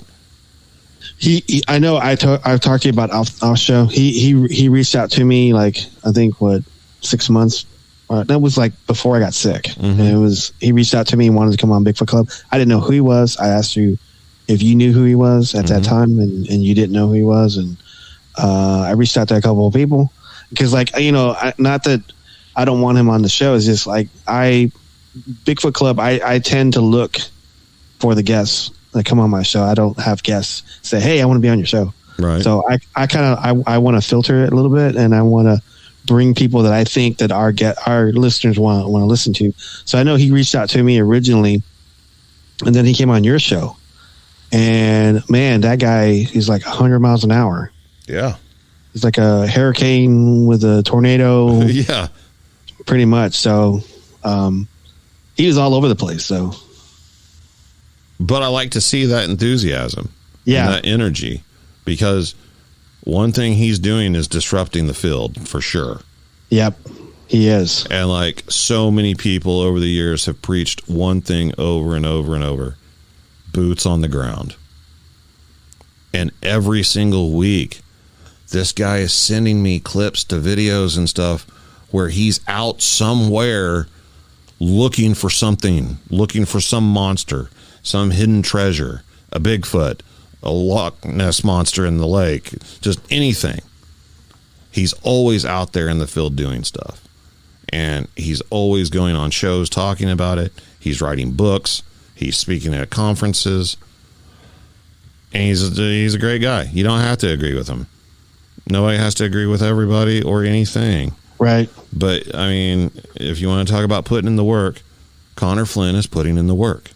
He is. I mean, he kind of reminds me of us, like Dow Down, maybe to 7. Yeah. In the early 90s, early 2000s. Because I was pretty enthused about it. I know you were, and we were going at it. I mean, I was ready to do it every weekend, and I hope that he's able to sustain this enthusiasm as long as he wants to. I hope he does. So do I. I'd like to see him maybe focus a little more on a specific area and harness all that energy towards it, Right. Yeah. As opposed to spreading himself out all over the place. But hey, we're all over the place. He has every right to do it. Yeah, he does. And like I said, he's a good guy. I like him. Connor, go. Connor, go. Connor, go. I also had an old Bigfoot friend of mine on the show, Todd Hale of the Olympic Project, where they're studying possible Sasquatch nests. That's neat. Yeah. After talking to him, both on the show and off the show, I think this is a really big deal. I think the work that they're doing is probably the biggest deal since at least the Skookum cast came out. Not everybody's talking about it, is there? Are they? No. But they're not really putting out a lot of information about it either, because they are trying to investigate it in a controlled environment, which can be very difficult in the Bigfoot world. But I know they're putting a lot of hours and manpower into the investigation. And the part that I like the best about it is that they're also outsourcing outside of the Bigfoot world and bringing in, wildlife biologists, primatologists, different scientists. They even were part of a Small Town Monsters documentary about it, where they brought in a documentary team.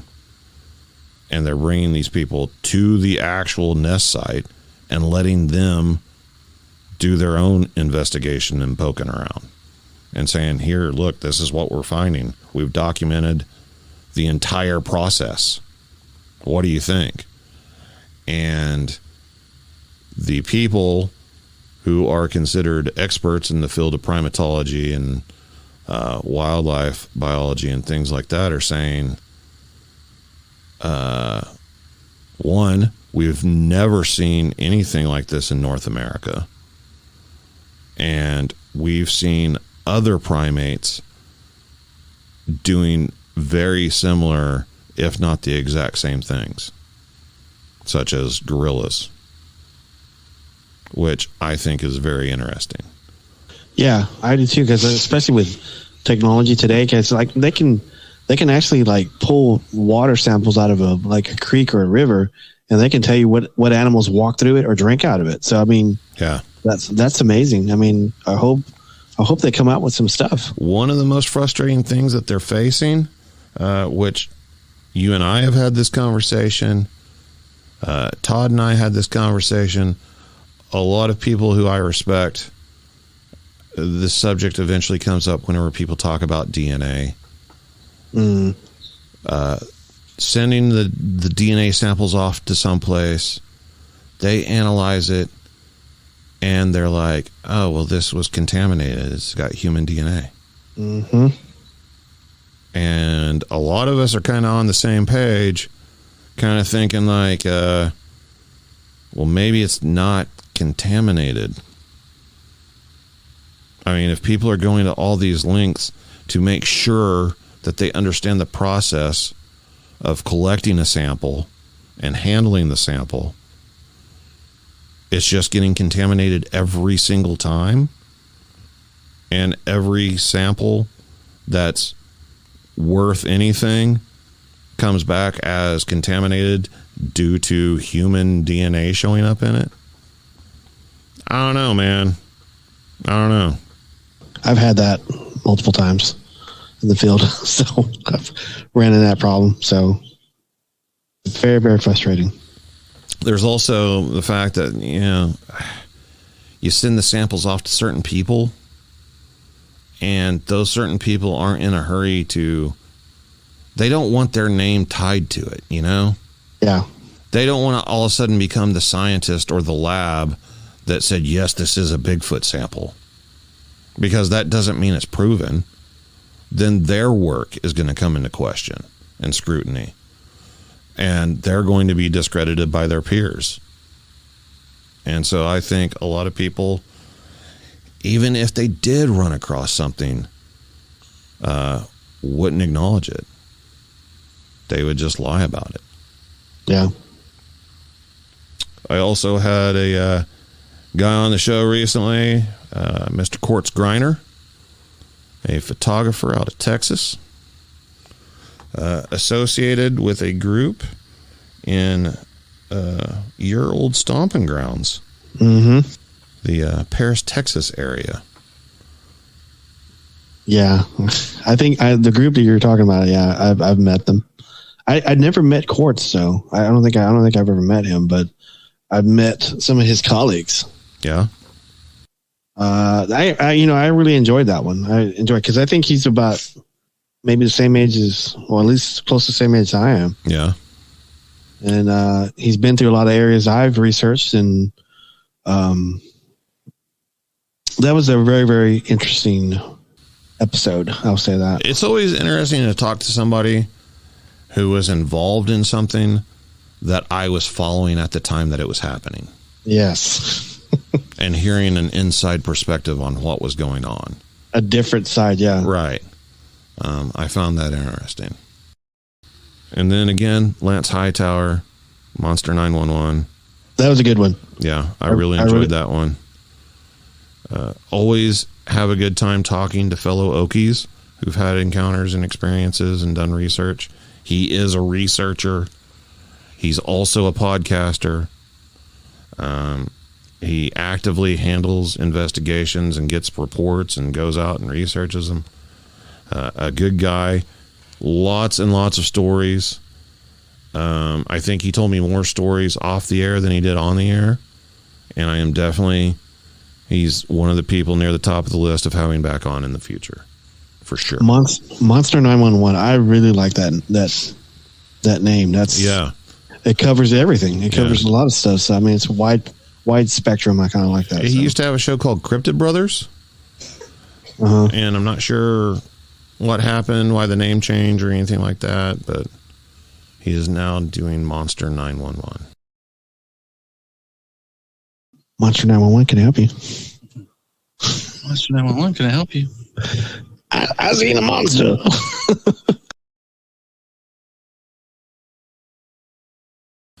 So I wanted to do one more thing before I start wrapping this package up. A listener by the name of, I hope I get this right, Chris Oskin.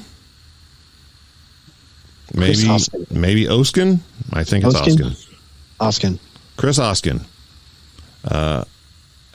specifically requested that I tell the lump of grass story. Okay. And I've told it before, but since Chris asked, I'm going to tell it again. And I figured this was a good show to do that on. Sulphur, Oklahoma. I was researching there. It was my main research area for a number of years. Robert and Stephen, you may be familiar with the area. I am. I was researching at the time with a gentleman by the name of Chad Scott, who introduced Robert and I. This is true. This is true. There is an area down there. It's a national park. And within that national park, we had our own little corners, nooks and crannies that we would investigate, where sightings would happen, encounters would happen, and you seem to have regular activity taking place. One of these places is a place we called Squatch Rock. And the reason we called it Squatch Rock is because at this particular location, there is literally a face carved into a rock outcropping that looks like a Bigfoot face. Yes, I do remember this. On a side note, if you want to see a photograph of Squatch Rock, it's on my Instagram page. I posted it fairly recently. But because it's been so long and everything, and it was just one of those things I haven't researched in years, I actually reached out to the park on Facebook. They have their own Facebook page that they update regularly. You know, the park rangers there. And I reached out to them about Squatch Rock. Now, I didn't tell them what I knew. I just asked them about it. I know the story that I was told by the locals over the years, that I don't know where the story originated, but supposedly there was a time whenever that area, which at the time was tribal land before it was turned over to the United States government, this area that we're talking about forms kind of a natural corral. They would keep horses down there. And it kind of has like a rock wall that goes around one side of it, and then the other side has a creek. And supposedly, as the legend goes, Bigfoot were stealing the horses. And a medicine man carved this Bigfoot face into the rock to get them to stop taking the horses at night. The legend is trapped the Bigfoot soul inside of the rock. Now, I don't, true, I don't know. What I do know is that face has been carved in that rock as long as any of them can remember. People that I met whenever they were like in their 30s say the rock had that carving on it before they were ever born. They have no reason to lie about something like that. That's a side note to the story about the medicine man carving it and all that. According to the park officials that I contacted, they didn't know anything about the rock carving. Nobody has ever mentioned it to them. But because of the type of rock that it's in, the quote unquote vandalism was probably done fairly recently. Now, I have to honestly say, I've heard lots of stories about government officials covering up Bigfoot stuff, but I had never experienced it. But whenever they answered me the way they did, when I knew that they were lying, I mean, why would they say that? That is odd. There's no way they don't know about it. It's in a picnic area. They have a picnic table built like a concrete and stone picnic table that's at least from the 1960s, 2 feet away from it. Yeah. I mean, I've taken a picture sitting at the picnic table with the face behind me. And they told me that nobody's ever mentioned it. They didn't know anything about it. And that it was probably done fairly recently. Did you do like a screenshot of it and put it on Bigfoot Crossroads page? Of their response? Yeah. No, but I mean, I can. Do it. I mean, I just found that really odd, you know? I just wanted to see, I kind of wanted to see if they would tell me the same story that the locals had. But anyways, Squatch Rock. So we were going down there at dusk because there were a lot of encounters reported in this area that once it starts getting dark and traffic kind of gets out of the park and goes away, that Bigfoot will come through the park and raid trash cans. And so this area, like I said, was a picnic area. And people had encounters down there. So we were trying to kind of go down there and see if anything would happen. And we got out of the vehicle. You have to park in a parking lot and walk down this trail. Now, whenever you park in the parking lot, Squatch Rock itself in the picnic area isn't that far from you. Maybe 30 yards away. The creek itself, maybe 50 yards away. But because of the path that you have to walk to get to it, it takes a couple minutes to get there. We pulled up. The sun had gone down, but it was still daylight. Chad was driving a little Ford Ranger at the time. We get out, and we just, shut the doors. And as soon as the doors slammed shut on the truck, something let out with this whoop from right there at the picnic area. I mean, ear-splitting loud. Really close.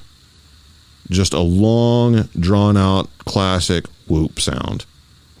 I'm not even going to dare attempt to try it. Mm-hmm.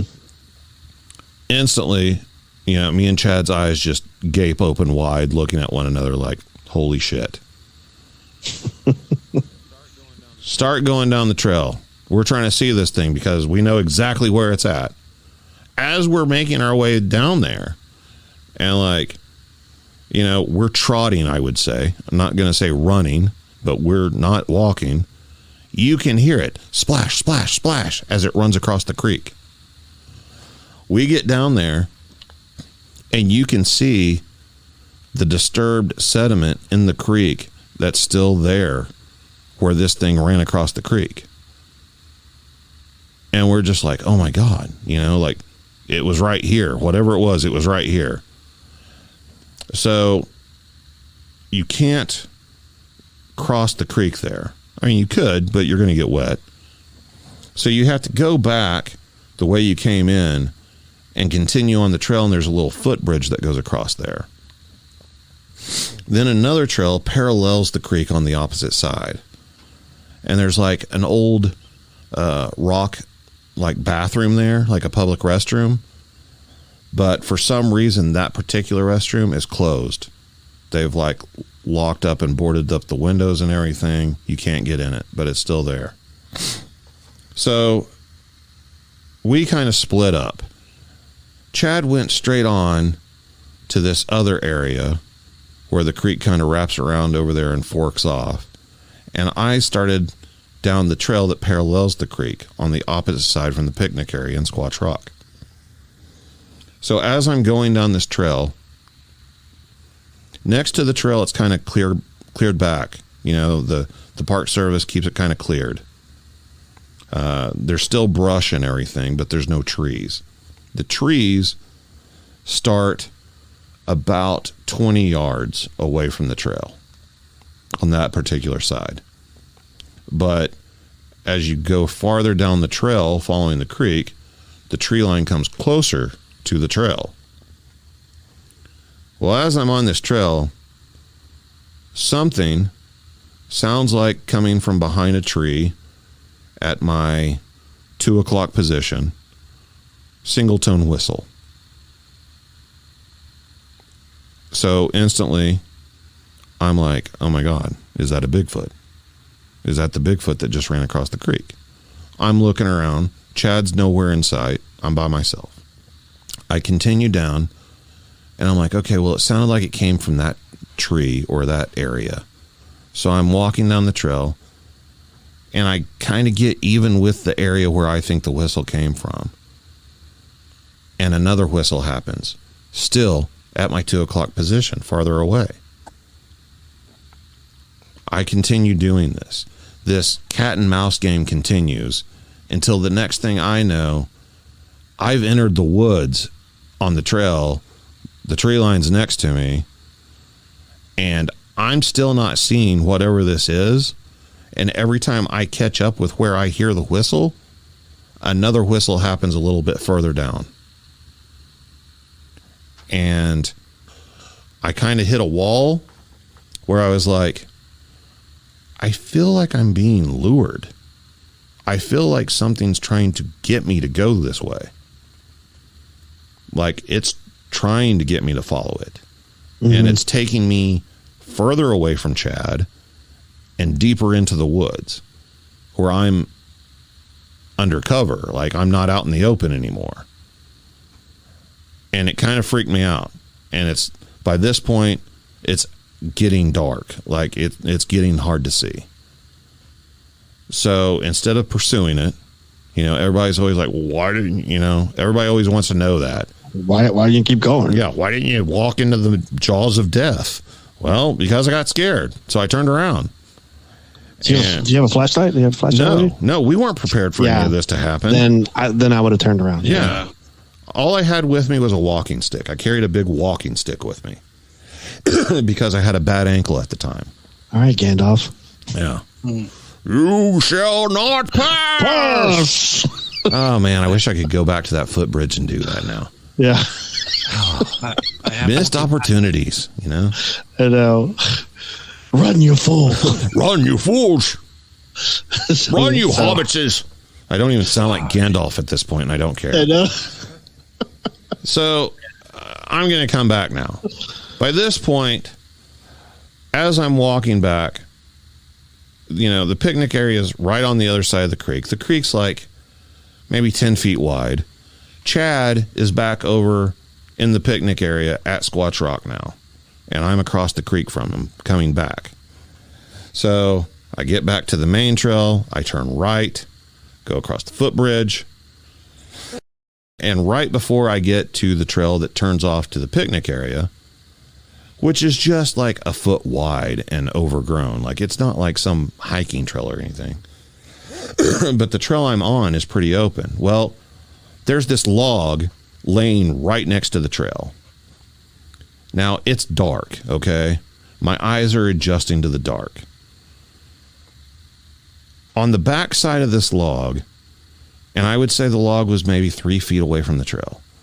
And on the back side, there was like all this, what looked like long, dead grass, kind of grown over in a lump on the back side of the log.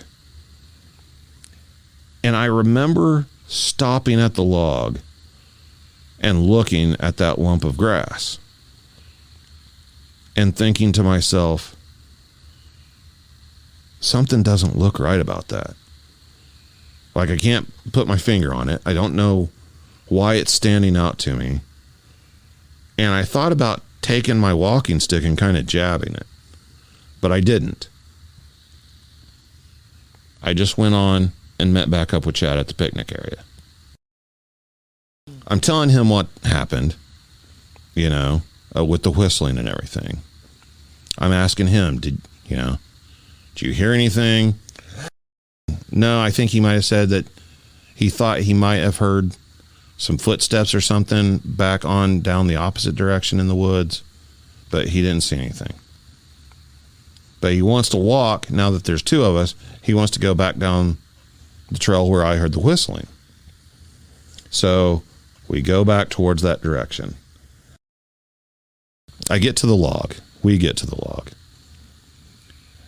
And I look over, and the big lump of grass that was growing over the backside of the log, the full length of the log, is gone.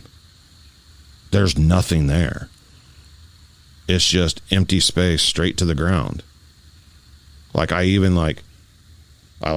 immediately froze in my footsteps. Chad's like, "What?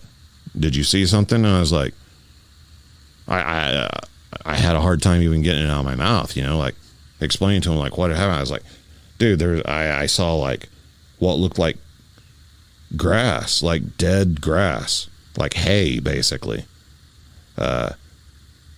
And it was like all across the back of this log. And it's gone now. There's nothing there. I mean, it looks completely different. And the only thing that I can think of is that it was a Bigfoot laying against the back of that log, hiding from me. And like remaining absolutely motionless. And I almost poked it with a stick. I mean, whenever you say a story, whenever you first said it, it just sounds like a little bitty lump of grass. That's what it sounds like. Yeah. No. It was like a rug. It looked like a rug, like that wide. Like the log itself. I mean, I didn't measure it or anything because you don't even think of that stuff at the time. Right. The log would have been at least 8 feet long and probably 2 feet in diameter. I mean, it was like a full tree that had fallen at some point. And it was like old, it was, you couldn't like break it apart or anything, but like it was weathered. And it's laying on the ground. And then like, we're talking like, I don't know, I think it's called, I can't remember what the type of grass is called. It's real common in Oklahoma. It looks like wild hay, basically. And this grass can grow like 3 feet tall, 3 to 4 feet tall. And it's real thick stalked. It doesn't have like a lot of leaves or anything. And it's kind of blonde in color. And it was like just a bunch of like what looked like grass, like strands of grass, was like kind of rolled up over the back of this log. Like across the back side of it on the opposite side from the trail. And like sometimes that happens, like a log will lay there long enough and kind of get overgrown or whatever. Yeah. And it just kind of looked like that, but it, like I said, something about it didn't look right to the point that it stopped me and I looked at it for a couple seconds. Right. That's what I was thinking, do you think it was like a thinner, younger Bigfoot? I mean, it could have been. I mean, it's like in my mind, if it was a Bigfoot, like if you can imagine it laying on the ground, like face down behind the log with like its arms like tucked up underneath it, and its long hair just is what I was looking at, thinking it was grass. Jeez. Wow. I wonder because like I didn't like my eyes, like I said, it was dark and my eyes were adjusting to the dark, but like it was visibly lighter in color than the log and a different texture that looked like grass because you're not thinking hair. And I didn't like look down to see if it had feet, or anything like that. You just felt it was odd. It just stood out for some reason. I don't know why. I don't know why, but I physically stopped and looked at it and stood there for a second and thought about poking at the grass. I don't even know why I thought about poking at the grass, but it, like I said, something triggered in my head. You had a stick. I mean, that doesn't look right. Yeah. It was just like one of those things like that doesn't look right. Yeah. But I'm not thinking I'm standing 3 feet away from a Bigfoot that's just laying there against a log. Yeah. Somewhere that Bigfoot is talking to his friends and family right now. how he came across Matt Knapp and he avoided him. This freaking idiot. He could have poked me with that stick. He'd have been on Johnny Carson tonight. That Bigfoot with Ed McMahon. The other Bigfoot was like, well, you dumbass, who hides right next to a log? Apparently they do, and they're good at it. As well, you were just lucky. But you do hear reports about belly crawling and them going flat on the ground to hide from people. Yeah, I have. You know? So, I mean, can I confirm it? No. But I'll put my hand on the Bible right now, man. For whatever that's worth, I put it on everything. Whatever it was there, and then it wasn't there. 100%. That's probably what the whistling was, just warning that one, that there's people walking around, and it might have been a distraction. It might have been trying to lead me away from the other one so it could get out of there. But Chad was also there and walking on that path, so it didn't have an opportunity to escape. I don't know. It's all speculation, and nothing can be confirmed. But, Chris, there you go. The lump of grass story. Wow. I like that story. Yeah, that was very interesting. I also really liked, getting out of the truck that night and hearing that whoop immediately. Yeah. And hearing the splashes as something ran across the creek. That whole experience, which in the grand scheme of things, we were probably there. All that stuff happened within 30 minutes. Yeah. 30 minutes to an hour at the most. Very small amount of time, but it's still one of the most amazing experiences I had while I was researching, and I can't confirm anything actually happened. So, yeah, I think the last time I was in Sulphur in that area, I was there with the TBRC, and I had an earache that day. I don't know why I went out to the woods. I had an earache on my left ear, and it was really windy that day. And I was given the task to sit in an area by myself. And I had the idea of putting a cam tracker on a game cam on a tree, and I sat on the other side of the tree. So if anything walked up behind me, I could see the flash going, and I would know a Bigfoot was coming. And I sat up against this tree, and that whole night, Matt, I don't think I've ever told this story, but the whole night I was there, because I was there. I think Gino was there, Gino Napoli, Jerry Heston. I can't remember who else was there, but they were in a dried out creek bed, and I was on this top of this little bitty hill, and I was sitting there. And the whole night, it was really windy too, so I couldn't even hear anything that was walking up on me, to be honest with you. The whole night I saw almost look like little bitty Bigfoot, running between cedar trees. And the flashlight I had, I couldn't extend that far to see. And the whole night I saw it, they were running back and forth, but I couldn't hear anything because I had an earache, and then the wind was blowing, and then Gino was talking to me on the radio every now and then, so I couldn't really hear what was going on. But I could have swore I saw little babies or little Bigfoot just running on all fours back and forth between this cluster of cedar trees. So wow. But I don't think I've ever told that story to anybody. I never told that story to you. You never told me that. Yeah. So anyway, that was my time in Sulphur. Roddy went down there with me one time, and we were at Veterans Lake, and that's another area. We call it the spillway. You can actually, I don't know if you still can, but whenever they actually constructed the spillway on the backside of the lake, they, poured these big, huge concrete slabs, and you could actually see footprints embedded in the concrete from whenever something without shoes walked on it when the concrete was still wet. Could have been people, I guess, but they didn't look like people tracks to me, but whatever. But Chad had actually dropped us off down there, me and Roddy, and had to go run an errand or take somebody else home or something, and left us there.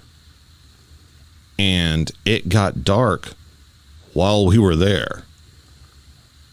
and we heard the infamous bionic bird call while we were there.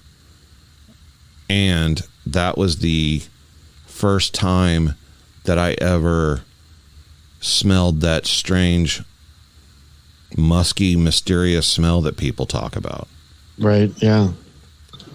And we were on this like little pedestrian bridge that goes across the spillway, and it got dark, and that cedar thicket is right there, and that's where the smell was coming from. And we had heard the bionic bird call, and like my mind is just going through the Rolodex of worthless information, and I cannot identify that call. And people have told me about it in the past. I had just never heard it. Wow. And it got pretty intimidating, we'll say, because like at some point now it's dark. You know, when is he getting back? We're in the middle of nowhere. We don't know which direction to walk if we do take off walking, and it's still going to be a good 30 minutes to hike out of the area in any direction. Right. It got pretty hairy, but a lot of interesting stuff happened down there for sure. I think Chad has done that to me a couple times too. I think he did it on purpose. I think he liked doing that. Jeez. He goes, "Oh, I'll be back, Bob." Yeah. I got to go buy cigarettes and Dr. Pepper. Yeah, I got to go get a smoothie. Dumb like he likes smoothies. They didn't even have smoothies back then. Lord. Oh, yes. All right, you guys want to pitch any of your stuff? What about you, Steven? Or should I say, Big Boy Jones, 2029? Sure, I guess. Yeah. Hey, I'm fully supportive. Listen, I don't know if anybody out there listening even knows what Twitch is, but I know what Twitch is. I'm an old school gamer. Steven's gamer, and he's got a Twitch channel. You can watch him play video games and come hang out in the chat room. And oftentimes, me and Bob are there too. Yep. It's a good place to talk to us. And Steven is a really good gamer, and he's a very entertaining guy. So I try. Yeah, I guess I pitched it for you, but go ahead. There you go. Yeah, Big Boy Jones 2029. You can find me on TikTok, Instagram, Facebook, and Twitch. Most importantly, Twitch. Facebook. Yep, Twitch. What about OnlyFans? Are you on OnlyFans? No, not on OnlyFans. But I'm a big support on mental health too, and playing some really good, like relaxing games. And then sometimes you'll see me play some hard games where we just take out our anger. If we're going through some stuff, we'll play some Elden Ring or we'll play some Hollow Knight. That doesn't. That's not very relaxing. It's not relaxing, no. But we'll take out our anger on that. But yeah, no. Just come out and say hi. You know, support them. Support. Sometime, I would like to figure out a way. I mean, I know the obvious answer, but like, it would be really cool if the three of us could get on there and play the Bigfoot game. Yeah, it would be. I'm okay with that. I'm okay with it too. I'm definitely okay with that. Something to work on in the future. Yes. Robert Dominguez? Robert Dominguez. You have the floor, sir. I just wanted to pitch the website. And the website has everything on it. So www.bigfootclubpodcast.com. Just go there, check out our merch, check out our bios, all our social medias on there. You want to contact us on there, you can do that as well. And we have all our old episodes on there and all our new episodes. So just go there and check us out. And that's on your website? Yes. So you have a website. Yes, the website was done very professionally by a really good friend of mine. Cool. Guy by the name of Matthew Reginald Nappers. Mm-hmm. The Napa. That's quite the gentleman. I too have a website, BigfootCrossroads.com. And I'm working on a new website for no reason, just because that's what I do. There's nothing wrong with my website. I don't know. I want a new one, so I'm working on a new one. So that's coming in the near future. I'm also going to completely redo the merch stuff. New designs, new shirts, new merch, new stuff to pick up. Maybe even on a new platform. But You can still grab some stuff before it disappears. Bigfoot Crossroads merch.com, or just find the links on the website. Thank you, everyone, for the support, for sticking with me, for listening to the show, for allowing me to reach these milestones and do something I love to do and enjoy it with my good friends, Robert and Steven. Thank you, fellas, for joining me. It's been a pleasure as always. Too sweet. Too sweet. Thanks for listening to Bigfoot Crossroads.